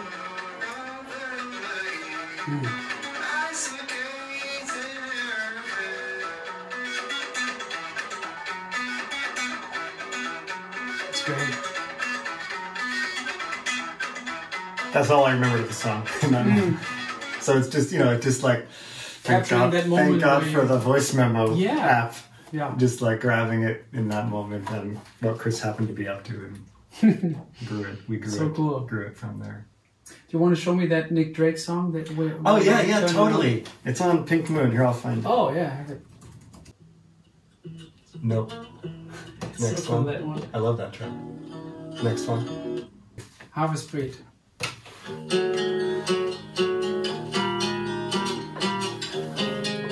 Curious where you hear it. I know where I hear it, so you can whenever you feel it, you can tap it out, and then we'll see where we're at. I know where I feel it, yeah. Where? 2, 3, 4. 1, 2, 3, 4. I think that's probably where it is, but I hear it is. What? Oh. 1, 2, 3, 4, 1. Falling fast and falling free. Please. 1, 2, 3, 4. 1, 2, 3, 4. 1. Falling free. this could just be the end. Boom. Falling Click the bass note fast first. to touch and kiss the flowers that bend. And you're ready now for love is breathe. Oh, that's so weird. So I think it's what you're hearing it as, Yeah. whereas where the bass note's the upbeat. Yeah. And yet something about that last, I always heard it the other way first, but something about that last moment where it gets a bit floaty always feels to be leading to that bass note. Well, the thing is, where he sings it is a different place. Yeah. Where as opposed to where I feel it, right? Right, exactly. So the vocal also the vocal- complicates it. It's Sing- so sing good, it it's so again. short. I can't help it. Like here, I would hear it where you hear it. Yeah. 3, 4. But then when he starts singing, it kind of shifts.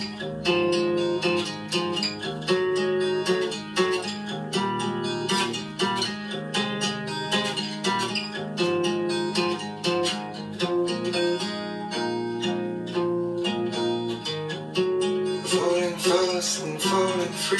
It's really the singing, I think. Look to find a friend. Falling fast and falling free.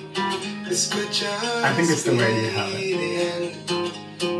But I kind of prefer it that way. Yeah, sure. You can keep it. It's my remix. It's my Nick Drake remix.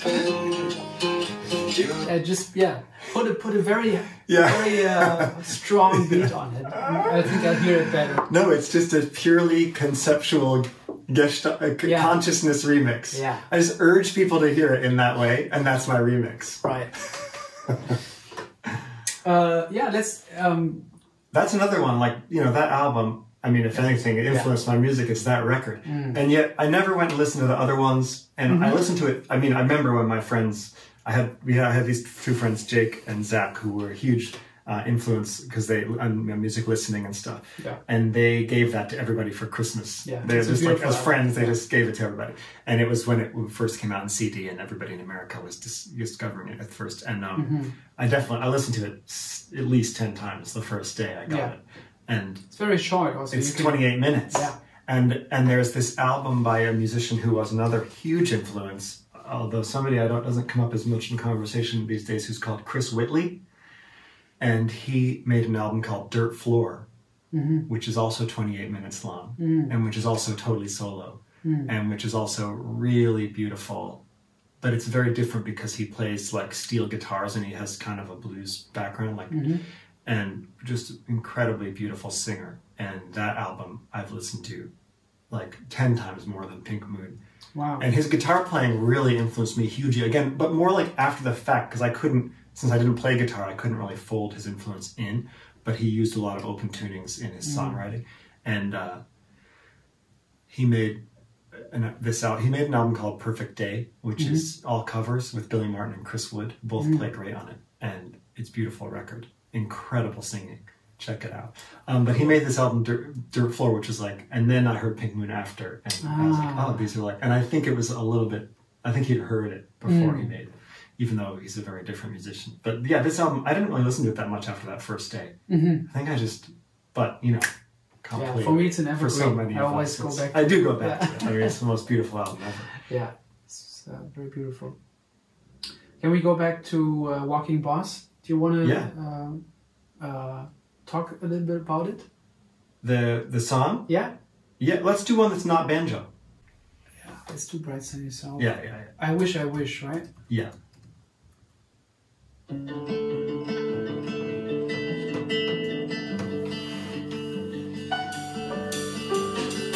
That's Thomas on piano. Shazad on drums.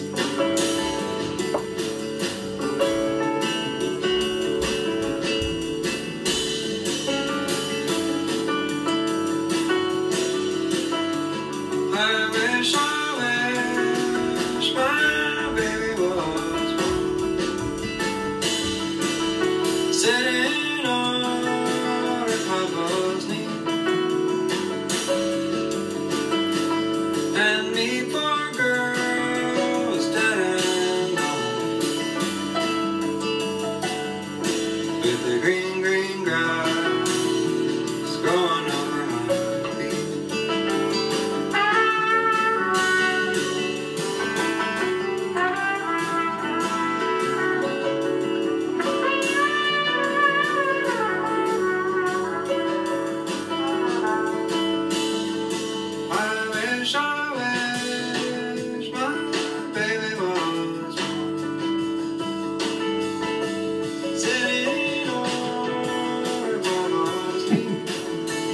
because that is incredible. How he...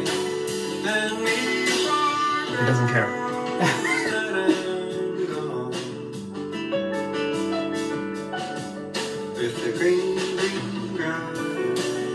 He has a little bit of that animal, like Animal from the Muppets, when he plays drums.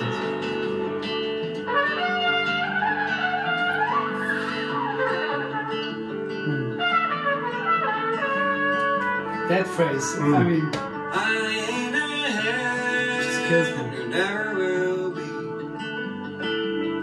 No, this is me and electric guitar. And somebody on organ. And she's on it. But still I hope the day will come that you and I shall meet as one.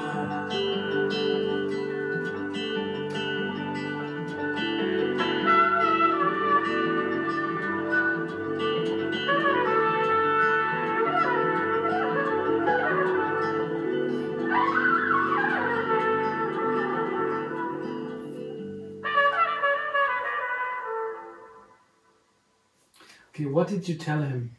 So I just, well, he overdubbed his part, and I just gave him the key. I don't know what I did. I told him for the key because it's like I think I said, yeah, it's like a D. It's like a D tonality. That's all. And it's amazing because do you want the overall story? Yeah, sure. So well, first of all, have you heard this? There's a track by Joe Henry called "Richard Pryor Addresses a Tearful Nation," and Ornette Coleman plays saxophone on it. Oh yes, You've heard that? Yeah, that's on a black and white sort of cover, yes, right? Scar. Yeah, I've heard that. And so I was totally obsessed with that track and the way Ornette played, and I love the song. It's amazing, and like, to me, again, that was a really light bulb. Like when I heard that, like, it's this like bluesy songwriter record, and then Ornette's there and he's fully there as Ornette, and yet it's not annoying to have, it feels so natural and good, you know? Yeah. And also with Ornette on that track, and I've talked to and asked Joe Henry about it since when I met him, which is like, you know, he's like this thing of like spending a lifetime playing totally open music. I mean, obviously his music has many layers of complexity. It's not just free improvisation, but playing this experimental, like Ornette's music for his whole life. And then for him to be on like this real blues song like that, and for him to play fully as Ornette, and yet it's all the Texas side of him in there as well. I listened to that song over and over again, and it really was a light bulb in terms of trying to bring these worlds a bit together, you know, and finding ways of bringing soloists where it's like their spirit through their instrument, you know, and yet it not just sounding like fusion, like not sounding like jazz meets folk, or, you know, just completely trying to get way beyond that and just have it feel exciting and beautiful. And so I had an idea. I knew that I wanted to have like an instrumentalist, like somebody coming from a different world on the record in some way.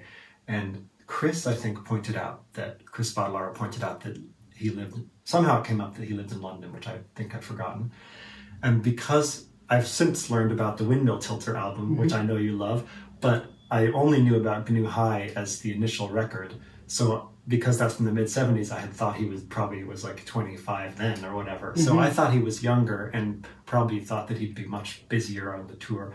And so I tried to get like manager contact, and what they came back with was just like a home phone number, landline.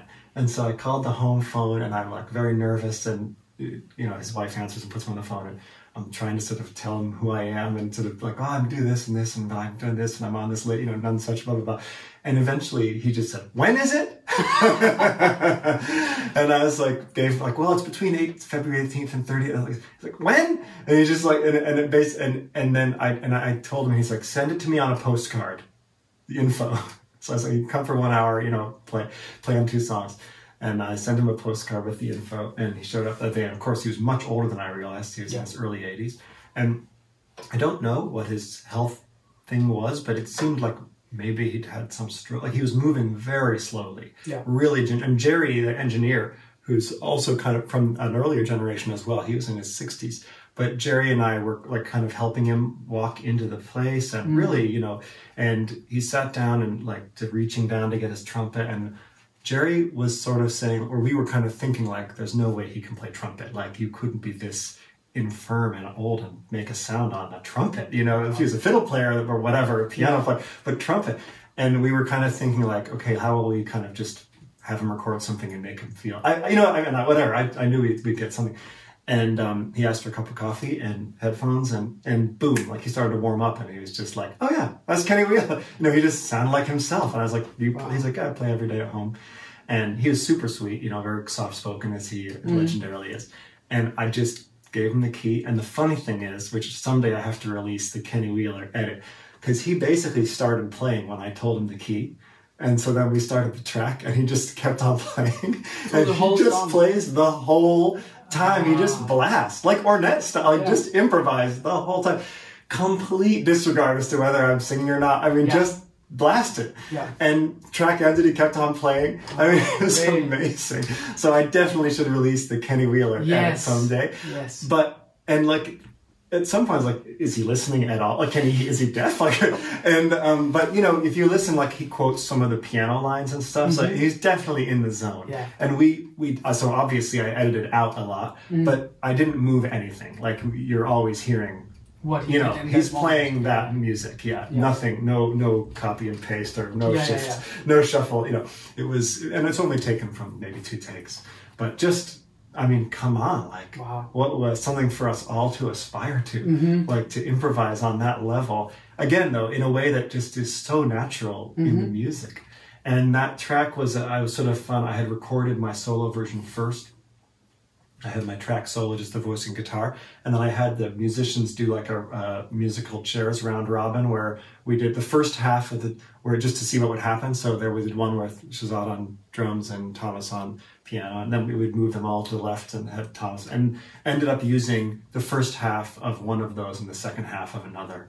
So that's what the drums fade out because it's a whole shift of everybody moving one chair over. So then the second half is the organ, and so, and it was just like, and then that's when sort of Kenny opens up, just a little bit of sculpting to give it a sort of, shift the world a little bit. Great. Wow. Kenny Wheeler. Yeah. And I learned so much more about his music since, like I really only knew GNU High and Dear One. And then I've learned about all the other stuff since. Great albums. Yeah. Great albums. How about the one with Frizzell? Angel Song? Masterpiece. Yeah. So good. That was one that a lot of people talked about when I was younger, but I've never like, sprung for it. I've never spent the 8 because the ECMs are a bit more expensive. Yeah. But it's so gorgeous. Yeah. You love that record? I love that record. That's my favorite Kenny Wheeler album, I think. Wow. Yeah.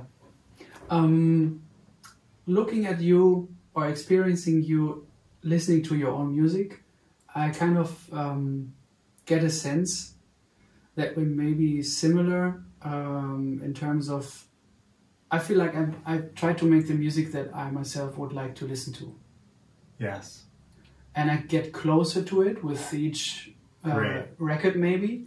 And sometimes I don't get close to it, you know, I fail, but I work on it that I can enjoy it myself, right? Yeah.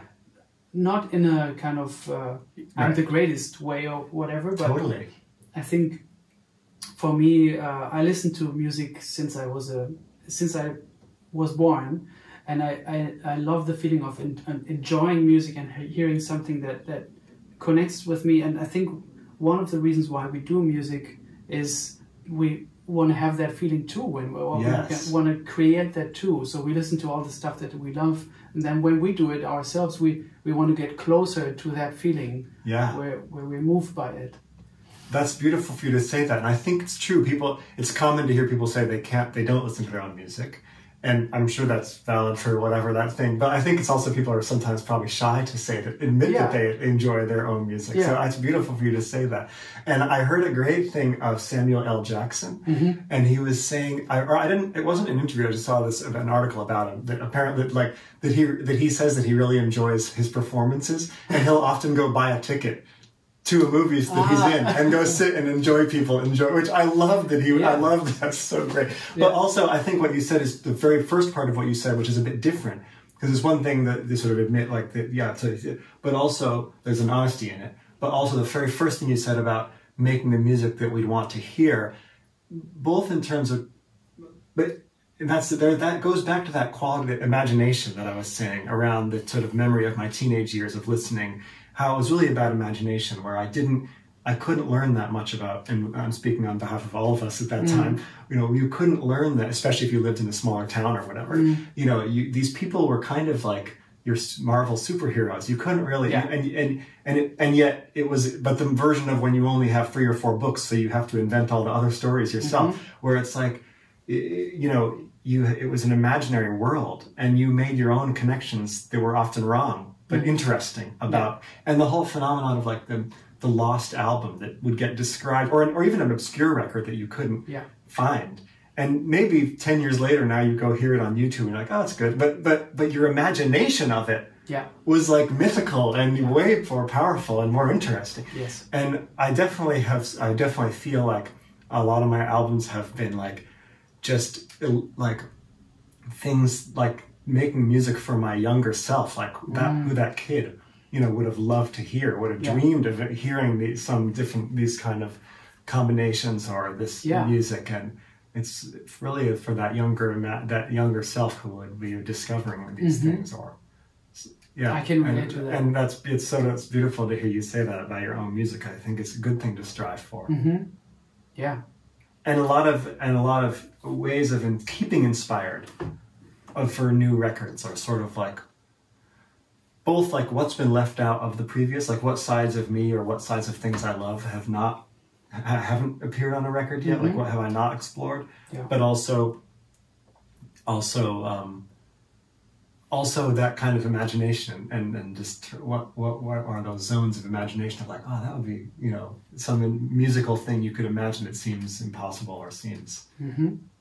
Yeah.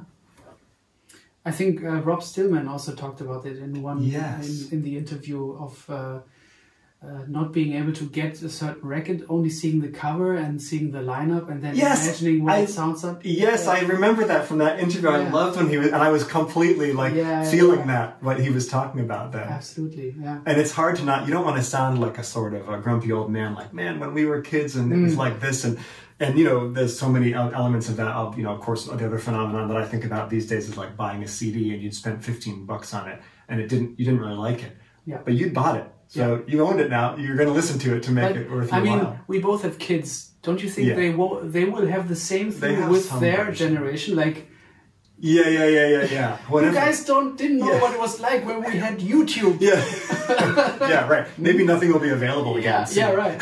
You could hear everything. It was amazing. Or I don't know where it'll go, but it's usually that's the generation before. It's like it's always like, of course, you don't know what it was like. No, this is our version of that. Yeah.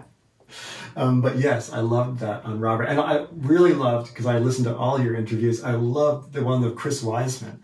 Because he's from, he lives in Brattleboro. And we don't know each other very well. And we've been getting to know a bit in the last few years. And he's a mythical figure, of course, a legendary figure. But I think he moved around when I went to college. So it's sort of different Brattleboros that we know. And and it was like hearing this whole parallel but different, so much of his discovery around music, or like so many of the same things he was talking about, even like Miles and Coltrane. No, I even mean like just jazz, like the Miles and Coltrane 1960 tour and the Stockholm, and the Coltrane's weird passive aggressive playing on that stuff, which is so interesting to me. And like, so anyway, it was just so fun because it was like hearing this whole other, but then a lot of this nearby, like New Hampshire or, but it was like not quite the same people, but then overlapping things. And so that's cool. It was really fun to listen to that. What I wanted to get at when I introduced the idea of making the music that you would like to listen to yourself, it's like, how do you deal with when you're not getting there? Or when you feel lost, or the topic of self-criticism and worrying about stuff, or Yeah. Judging yourself. How do you deal with that? I'm a pretty like passive, gentle person in that way. Like that's not really my like zone. I'm sure I figure out a way to do it because I do have quality control somewhere. I think it's not like I just do stuff. So, but it's not really around like self-criticism. It's more like I think it's more for me like how like whether the creative flow is happening and how to find it and to not force it. Like, but like I've never I now I have a decent little recording setup, but like I've never like Thomas, my friend Thomas, you know, he's like become That's the pianist. Yes, yeah. He's become a producer, and his dream is just to be in the studio all the time, right? Yeah. He's made that his reality. He produces records and plays on records, and he's just every day in the studio. And for me, I realized, even though I love being in the studio, but that I wouldn't want to be in every day. I kind of like it to be, we have 3 days, and we're just going to play and I don't even do long days. We do like, you know, short days, because I just want it to feel like this is the moment. Mm-hmm. I want it to feel special. Mm-hmm. And then I won't be in the studio again for a year, you know, and or longer. So it's like kind of just, and yeah, I don't know, like I think it's more around just sort of facilitating and trying to, because the thing with creativity is so mysterious, is like, I'm sure you know this, is like, it's not just like something that's in you as a consistent, or like it can be brought out in a moment. Mm-hmm. You can have no ideas. Yeah. And then you get with somebody and all of a sudden you have these ideas because something shifts, what, you know, so it's like, it's such a weird, you know, it's like it's a weird, mysterious thing. Mm-hmm. So for me, my daily activity really is listening. And I mean, you could definitely easily say that I'm addicted to music listening. Yeah. And there's times when I had to quit and completely, you know, because I realized it was clogging up my brain, right? You have to have room for ideas, room to digest for your own stuff also to happen and to digest. Yeah. And I'm kind of just, and now it's like terrible because all this stuff, you know, and it's the same with me. And are you an addictive music listener as well? Yes, totally. Yes. We're in the group now. Yeah, my name is Sam Amidon. Yeah, how do we call our group? Like Listeners Anonymous? Or yeah, whatever? Definitely. Yeah. And it's the greatest joy in my life, but again, there's something a bit, you know, insular about having the headphones on and blasting just the stuff into your head over and over. And at a certain point, you kind of have to. Yeah, but I get asked a lot, like, when do you find the time to listen to all that stuff?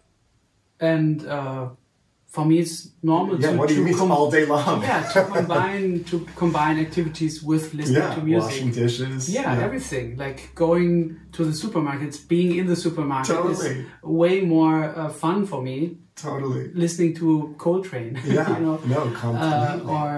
I've never gotten, I feel like there's like people where you sort of get over it, like, oh, that was, you know, the youngie, I listened a lot, and now it's like, I'm still the teenager of that. Yes. And I don't know, like, should I be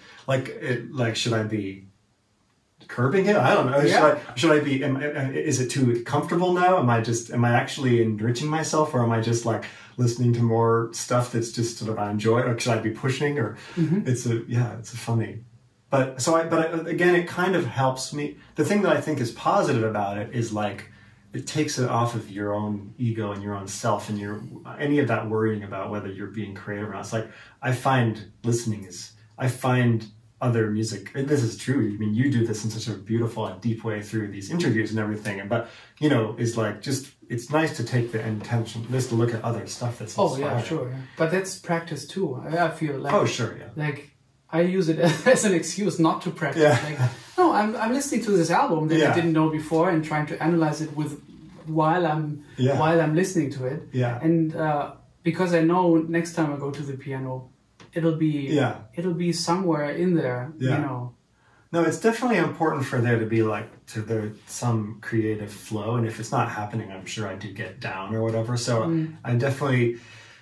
And I had my friend, like, I remember a friend saying, because like I used to be more, I think, attached to certain ideas of creativity and kinds of creativity, and I would be worried if certain kinds of them were not happening. Like I had kind of like a wilder, I shouldn't say that, I shouldn't limit that, but there was sort of like, like when I made that Home Alone Inside My Head thing I mentioned, and I was sort of telling like a lot of those stories, and they still happen, but it was like more intense.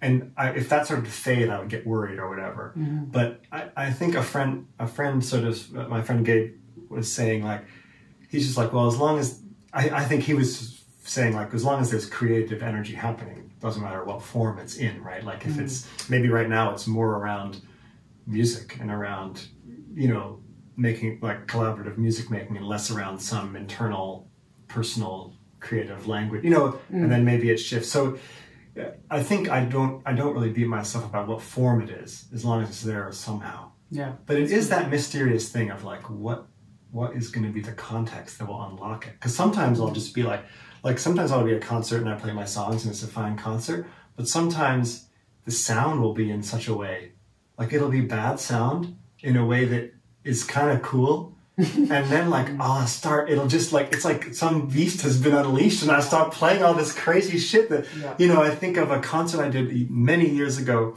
and it was amazing. It was in a teeny pub in a teeny town. It was like in between these two mountains in northern England. And it was like the back room of a pub, and it was like 10 people there, and none of them, maybe 2 of them had come to see me, and the rest were just like the local drinkers at the pub. And it was like 10 people in the audience in this little pub, and it was the loudest. The guy had the sound system just blasting, and my monitors were just like, I mean, it was like playing for these 10 people who didn't give a shit. And it was just like, it was like somebody had lit a match. Like I was just like, it was the best. Like I was on fire. Yeah. And I played all kinds of crazy shit that I could not do right now if you asked me to, because it was just like something about the environment being so careless and random and loud and fucked up. It just was like, yeah, you know. And it was like, so it's so weird. You can't really, you can try and create it. Like Shazad, who I play with, really tries and creates those atmospheres. And that's why he's valuable in the studio, because there's albums he's on that you wouldn't really hear. Some of the albums I made, you can hear a lot of him on them, but some of them he's not even that present musically in terms of the product. But what he's doing in the room was just making being there. Yeah, and just like bringing this humor and this, you know, again go back to humor, you know, whatever, but just like bringing this energy that just threw this, just, you know, a thing into the room that made people feel a different way. So he really tries to make it. Whereas I don't think I can force, I shouldn't say I can't force it, but like, I don't kind of actively try it, but I am looking for it. And I know that you are pushing for that too. Like I heard that through the people some students that I encountered in Basel, and they were telling me about your visit and that you were looking to push that, you know, to give them that, which is a beautiful thing to try and, because it would never occur to me to kind of try and figure out how to convey that. Like I don't talk about it very much. Yeah. Well, I'm not sure what exactly they meant, like getting yourself into a zone where you're more creative, or yeah. And just trying to get out of the habits of life or whatever. Yes, I do that quite a lot when I play, in terms of giving myself a rule or whatever, or a limit. Yeah. A limit more, and that limit really gets me out of my comfort zone. Yeah. And thereby pushes me to play different stuff. Like I'm only going to play perfect fourths now. Cool. And that's my musical output. Now, let me be creative within that realm, and then right when I say that, a lot of things that I normally would do are off limits. Right, I can't do them. Right, and I think a lot of great music has come out of decisions like that. Like Miles saying, "Okay, I'm only going to play D minor and E flat minor. Yes, let's see what we can do with this." Yes, it's a great choice, you know. Totally. And you see the guy struggling with it. I mean, Cannonball wants to play other stuff as well within D minor. Yes, you know. But at the same time, it's that beginner thing of like, that's what makes that one so compelling, is because they're like, now people are so comfortable with these languages, right? Yeah. But it's like how to get back to that place where he created it when they weren't. Absolutely. It was so good. Absolutely. So I'm always looking for. When somebody says something like this, so what kind of decision did you do to get out of your automatic stuff that you usually play? Yeah, and I can easily look through the records and see like things that I was doing that I was uncomfortable with, that I was, you know, discovering by doing the records. They wouldn't necessarily be noticeable from the outside, but there was always, you know, something. I'm not sure what that'll be next right now. I don't know. Yeah. I want to know about Warren. That's one of my favorite pieces of yours. Yes. So we can go on a little Warren Odyssey. Maybe I'll email this thing to you to play. So Warren, one second. This is what my sheet of it looks like. Oh my God, I love it. You did it. You did the Frizzell. You made the chart. That's so beautiful, man. And I'm not sure how you would write it down. I mean, I know how to write music. Like, it looks like it's second grade writing music, but I don't write anything down. Huh. And I don't think in terms of chord. One thing that comes a little bit from the Irish music thing is like, I don't really think in terms of chord types, or it's more modal kind of thing of like just shapes, or it's these three notes, and you know, like I would just like, I'll say to somebody like, you can just play in D and it'll work, like you'll be fine the whole time except for this one chord. Like I'm not really thinking of the internal chord shifts, but I would sure these are accurate. But you know, this is beautiful, man. That's so cool. So I'll give you I'll go away from this for a second to give you a little the journey towards the song, and then we can look at the actual song. Yeah. What is this? So is it working? Okay, Yes. This is in the town. Okay, so this is young Sam with my parents who used to do little folk concerts. Right. This is in the town of Warren, which is a town in Vermont in the mountains. Now, there's a tradition called sacred harp, or shape note music, which is this, I won't go too deep into it now because I've done it many times elsewhere, but for people who don't know what it is, it's called, just look up shape note or sacred harp, and we can talk about it. But in some very, very small, it's an old New England folk hymn singing tradition, but it was never done in church. It was always a social tradition. Right. And it was really cool because it was people who were untrained in music writing 4-part choral harmony. So it's mental. It's all open fifths, parallel fifths, breaking all the rules. It sounds like Steve Reich, but it's in 1800. And then it moved west and south, and is a surviving tradition in the South, which was revived in the 70s throughout the rest of the world. There's a weekly sing here in Cologne. And it's very popular. It's really fun to sing. It's very loud folk singing, but in a choral setting. It's very strange. And they would take these old English poems and set them to music. Yeah. So Warren is the name of the sacred harp song, which is the text of most of my Warren, set to music. But it's entirely different music. The Warren is my own musical composition. So let's hear young Sam and his parents singing Warren, the sacred harp song.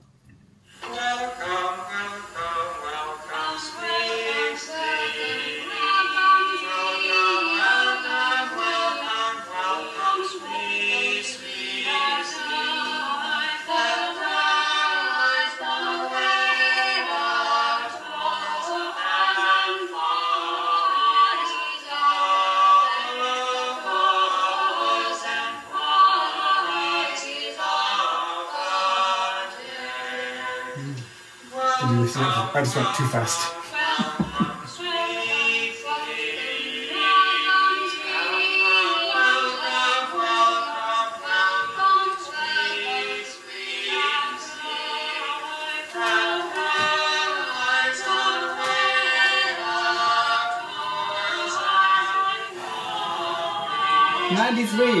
That's right, man. Age 12. Newly 12. You're 6 years older than me, then I think. I just turned 40. So that's Warren. Great. That's the Sacred Harp song. So then I was in a friend's house in London, and they had a kid's guitar for their kid. It was pretty busted, and it only was in tune on like the lowest notes. Like anything above the third fret was out. And but it had a cool sound. It was like a nylon string guitar, and I came up with this.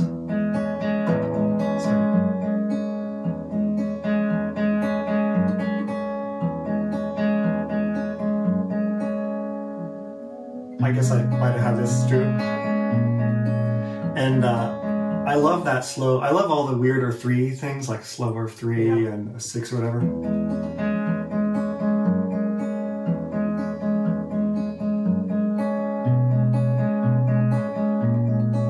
So then, when we made the Following Mountain album, that was a very much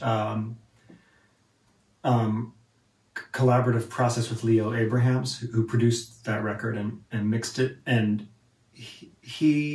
I knew that I wasn't going to make an album of folk songs, but I didn't really know where I was going to happen. And it started with the first weekend of recording, which is really mainly one day, was the session with Shahzad and Milford Graves and Sam Gandel that ends up as the sort of final track of the record. Beautiful. It's a profound experience, and really without knowing where things were going to go after that.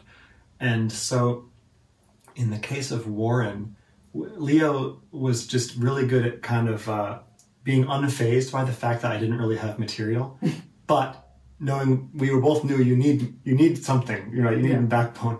And but he was kind of, and so he was, I think, trying to think of ways to kind of spark me a bit. So he took, like with Milford Graves, there's like, it's, when you listen from afar, it just sounds, especially later Milford, it really just sounds like the ocean. It's like this wash.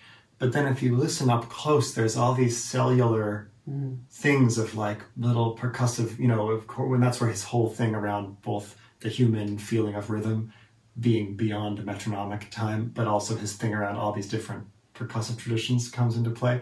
And so Leo, just to get me to kind of inspire me, he went in and he kind of found some of these little cells and made kind of loops and slowed down kind of loops from them. Yeah. So he made one that I thought this guitar part worked over. And I put that over it.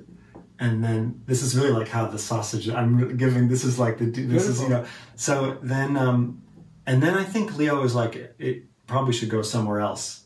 He just said, like, it needs another section. And so... And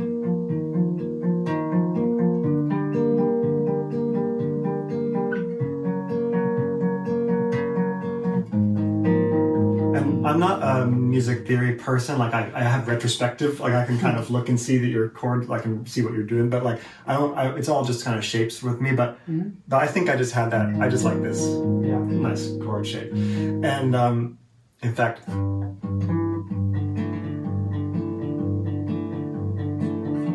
There's a great Beth Orton song, my wife Beth, called Rectify, which is that chord.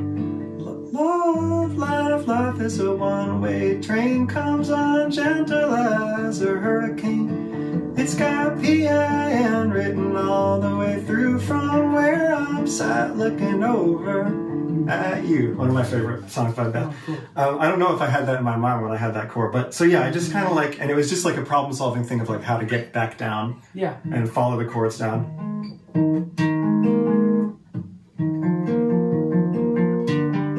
Whether it needed to be like minor-y thing or...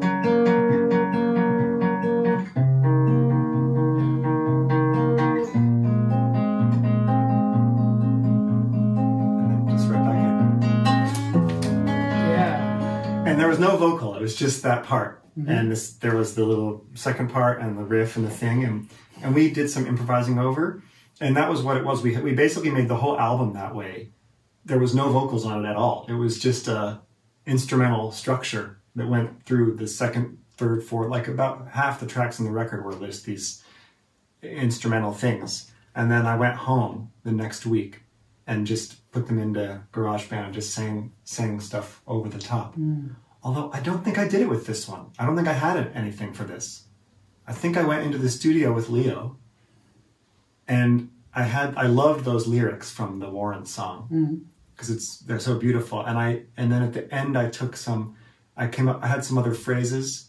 Like there was like this ancient Chinese poem, and I stole one line from that, and it just because it sort of seemed to fit, and added I think a line of my own or something, and I think I sort of improvised the vocal. Like I didn't have anything worked out. I think Leo just recorded me, and I probably took a few times of just like singing there's only so many options over chords, you know, so just singing stuff over the top and finding the... That's something that I'm obsessing about when I'm transcribing a song like this or learning a song like this, because I was like, okay, did he write it down or didn't he write it down? And if he didn't write it down, what is the song? Yeah. Is the song what I hear? Totally. Because then I had to learn it after. Yeah. When I did the first concert, like, should I have to learn that song? I didn't know it. It was like, you know. Because also there's variation in how you sing it. So I'm always obsessing about, okay, if there's variation and if there's a song, where's the song if you don't write it down? Where is it? Yeah, you know? Totally. And what is it? And that's a mystery with all these forms, like with standards, but also with folk songs, you know. Yeah. Like it's like the question, it's like, yeah, where is the song? What is it? And it doesn't mean that there is no song unless you write it down. That's not how I think about it. But where is the initial, okay, this is the... Yeah. Or is an openness about the material, which is part of it. Yeah. But again, it needs that backbone in there somewhere. And I think that, again, like really from listening to field recordings and dealing with traditional music where like in Irish tunes, you know, there is no harmony to the tune. So in Irish music, the guitar player, you could only have one guitar player at a session. You could have 15 melody instruments, fiddle, pipes, flute, everything. But you would only have one guitarist because their job is to superimpose. It's like the opposite of jazz, because the melody is set, people just play the melody, but the guitarist is superimposing the harmony they hear at any given moment. And it's because it's kind of weird old music that predates, you know, it doesn't really have, there is no, you know, and so again, like, you have this sense of like this architecture that's been there for a long time. And you can hear like somebody who doesn't have a sense of the flow, and it's not right, you know, and yet you can hear somebody else playing all those same chords, but just in a, you know, threading the needle, which kind of connects to the architecture in a way. And it's kind of all that stuff just still inspires me, even though my music is not that anymore. Like even on this album that was not folk songs or at all, still like just those, I don't know, those ideas. Did you give Milford Graves any kind of directions or inspiration, or did you just... We came into the room and I was, I wanted to, the thing that I felt we had to connect through was this kind of Kentucky feeling that I mentioned, the fiddle tune stuff. I felt like, because I knew that Milford really respects ancient traditions, not because they're ancient, but because of, you know, there's something powerful in those old, like, you know, the way those Afro-Cuban percussion rhythms, and the way he'll talk about how it's not, you know, you cannot mark that. It's like, it's in the blood. And there's an incredible part of the Full Mantis documentary. Have you watched it? I haven't. You have a treat coming your way. It's so wonderful. And there's a part where he's kind of showing the posture of some guys who'd be like sitting around a table, like kind of arguing, like, hey, you know, and they're kind of moving, and then very slowly and organically his hands are gesticulating, like some old guys arguing about politics or baseball or something. But his hands slowly start to hit the conga drum. And then it starts to become that like Afro-Cuban clave. And it's such a deep thing. It's like he's saying so much in that moment. But I knew that he would, because I was self-conscious in some ways about inviting him. Like, I didn't want him to feel, you know what I mean? Like, just like that I was having him to have him, or that it would be arbitrary, or that I'm just, you know what I mean? But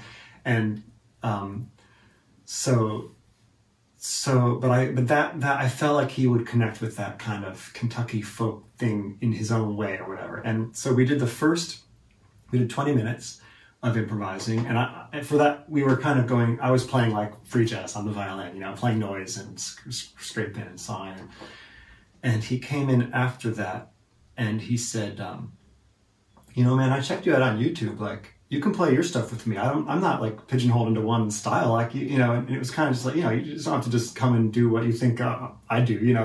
I checked you on YouTube, you know, you can do what you do. And so the next one I put my guitar into Dadgad, and just started with sort of a finger picking thing. And he listened for a few minutes and came in, bang, like still like super hard and full on, great, you know.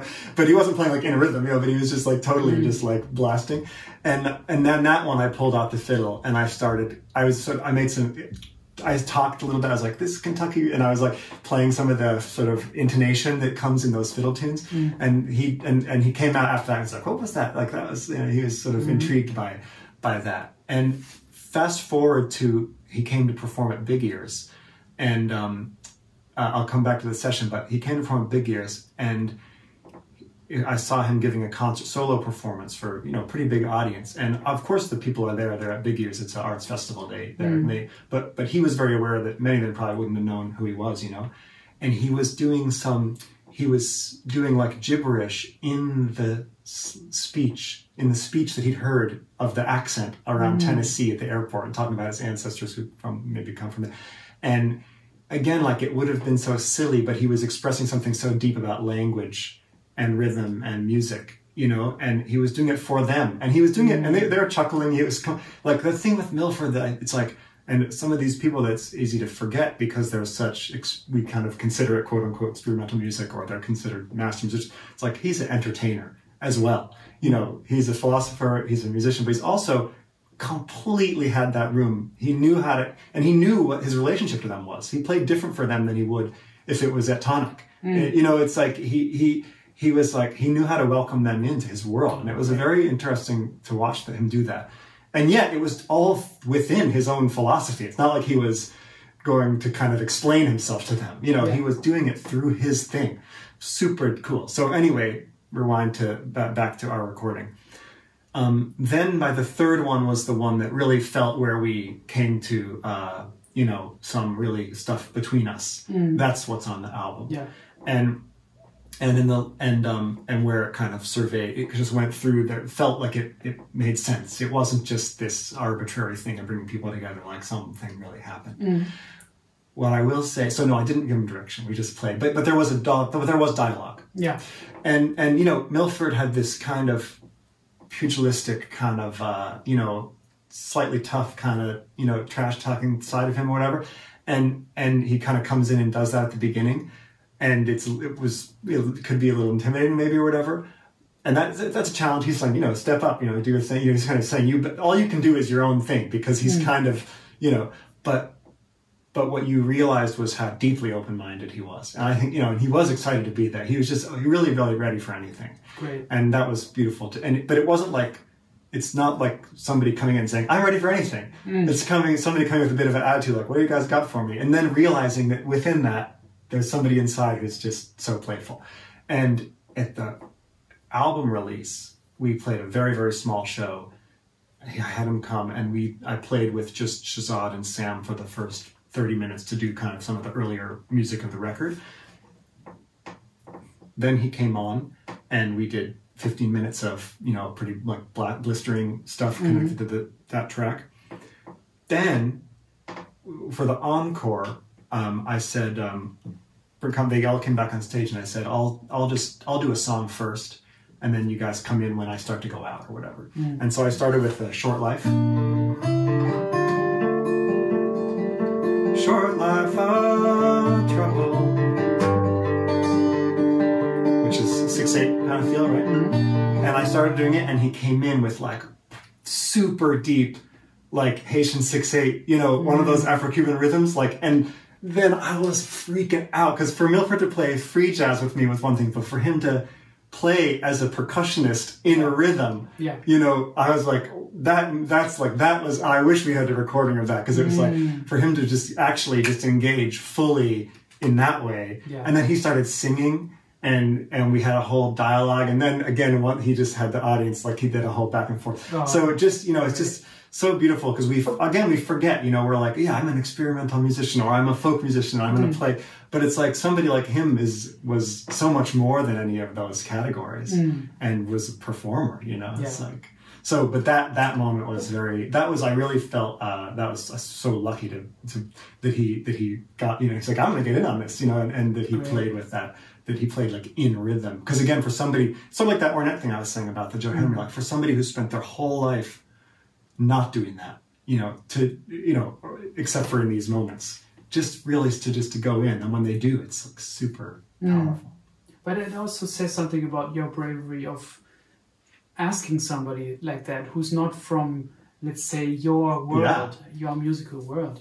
I mean, he's from your musical, my fantasy world, fantasy or interest world. Yeah. Yes, but that's something that I'm missing. I love that Joni Mitchell invited people like Wayne and Herbie to play on her songs.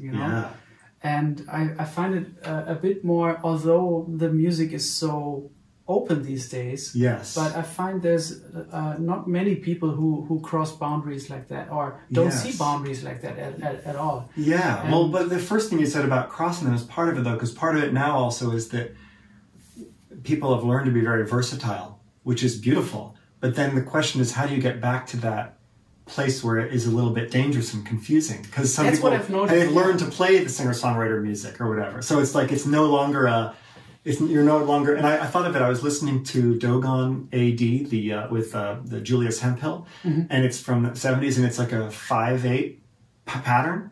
But the way he's playing it is so cool because he wasn't playing 5/8 his whole life until that moment. He had to focus and do it, and it felt kind of weird. But it's like, again, like how do we get back to those places where there's these, and again, that encounter, like for Milford to break in and do that was like a weird risk for him, Yeah.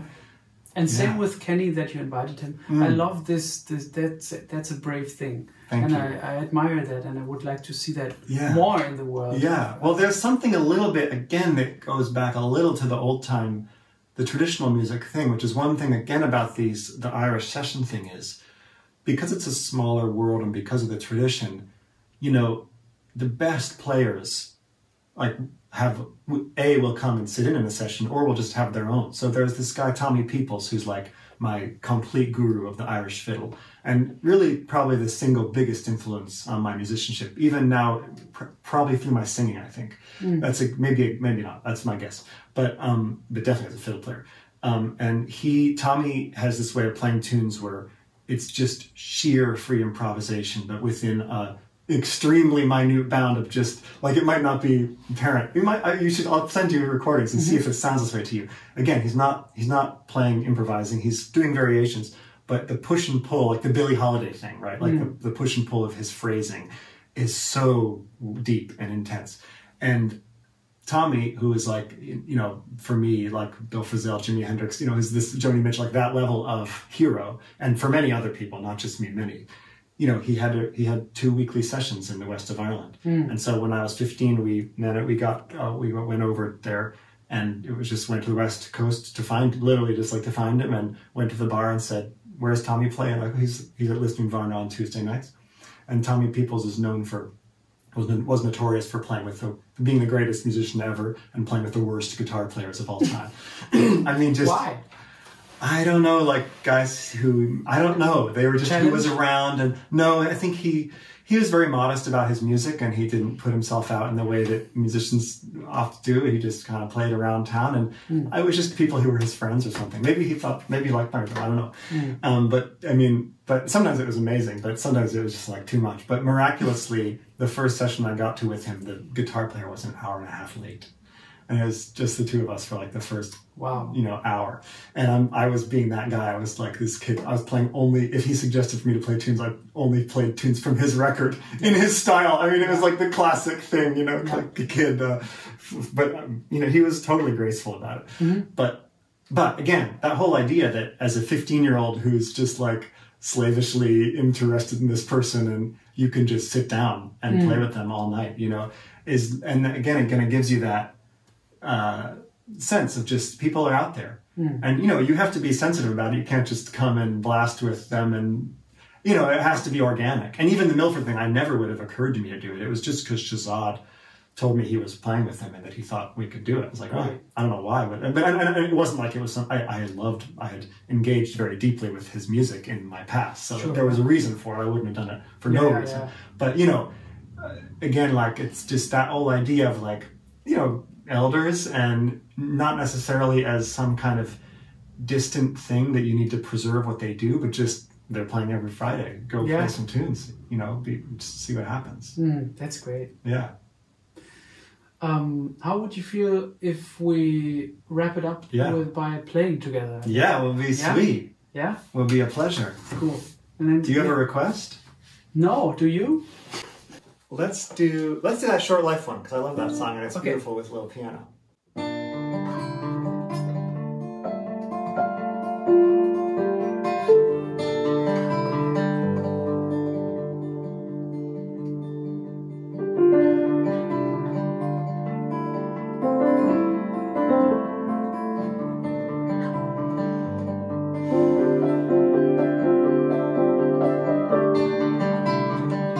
Short life of trouble,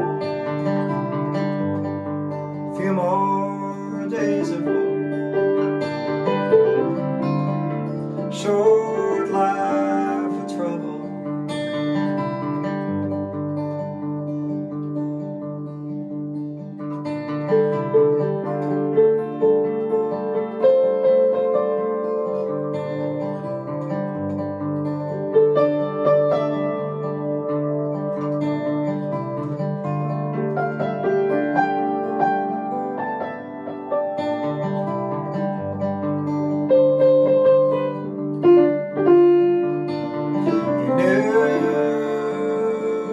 What you promised, spent some time ago.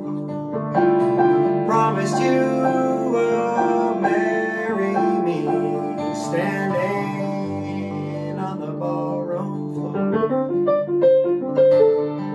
Yeah, short life of trouble.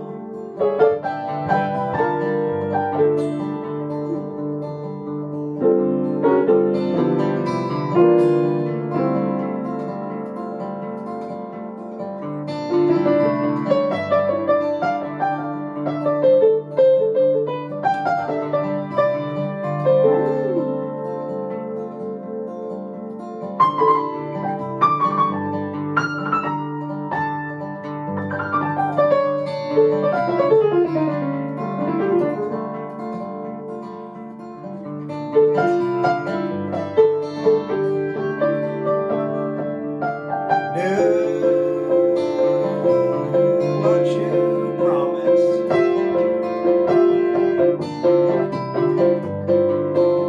it's been some time ago. Promised you were married.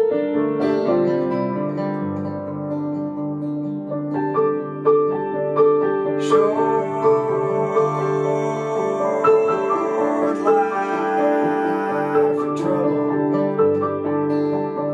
few more days of woe. Short life of trouble.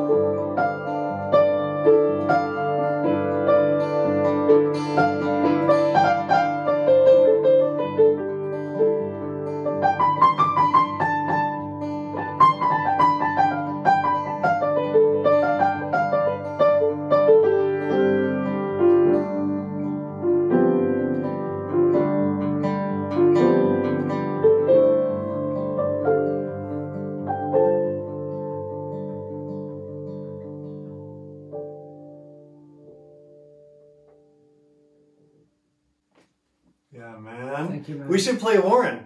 Sure, yeah, let's do it. Why not, right? Whether you guys can use it or not on the thing, but you know, while we're sitting here, how many times have we been playing? do it, yeah. That's so beautiful. I love it. So great, Pablo.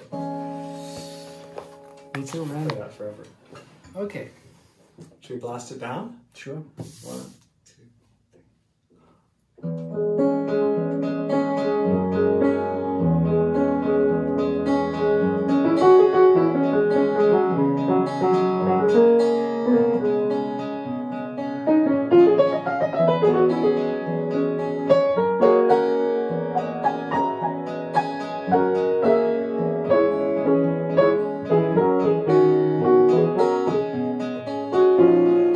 Sleep, Downy, sleep. Come close thine eyes.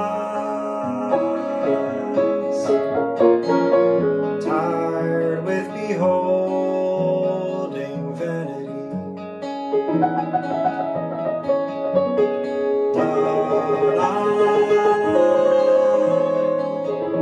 Sleep, Downy, sleep. That drives away the toils and follies of the day.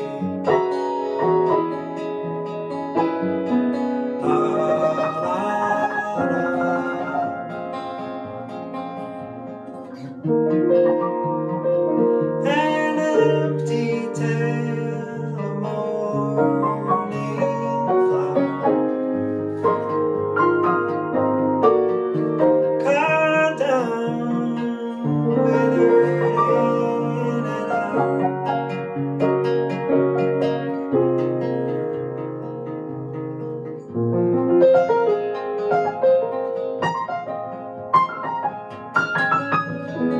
Welcome, welcome, sweet sleep. Some sure support, some sure support against despair.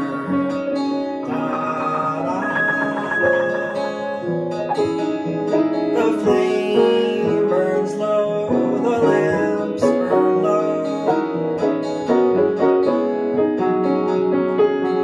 The end of a train of thought.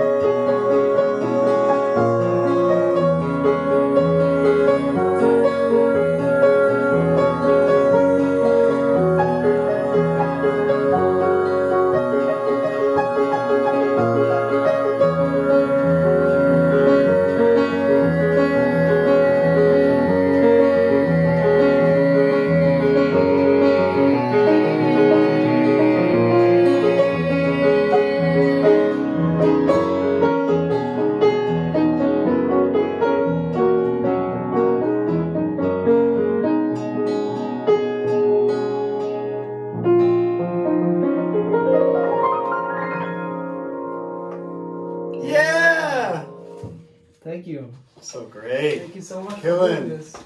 Wow. Thank you, Pablo. Such a pleasure. Wow. I'm so moved by this project, like your generosity of spirit and but coming to all these different people. It's beautiful. Oh, thank you. I'm having a blast. That's great. So great to connect. Yeah. To connect, basically. Yeah. That's it.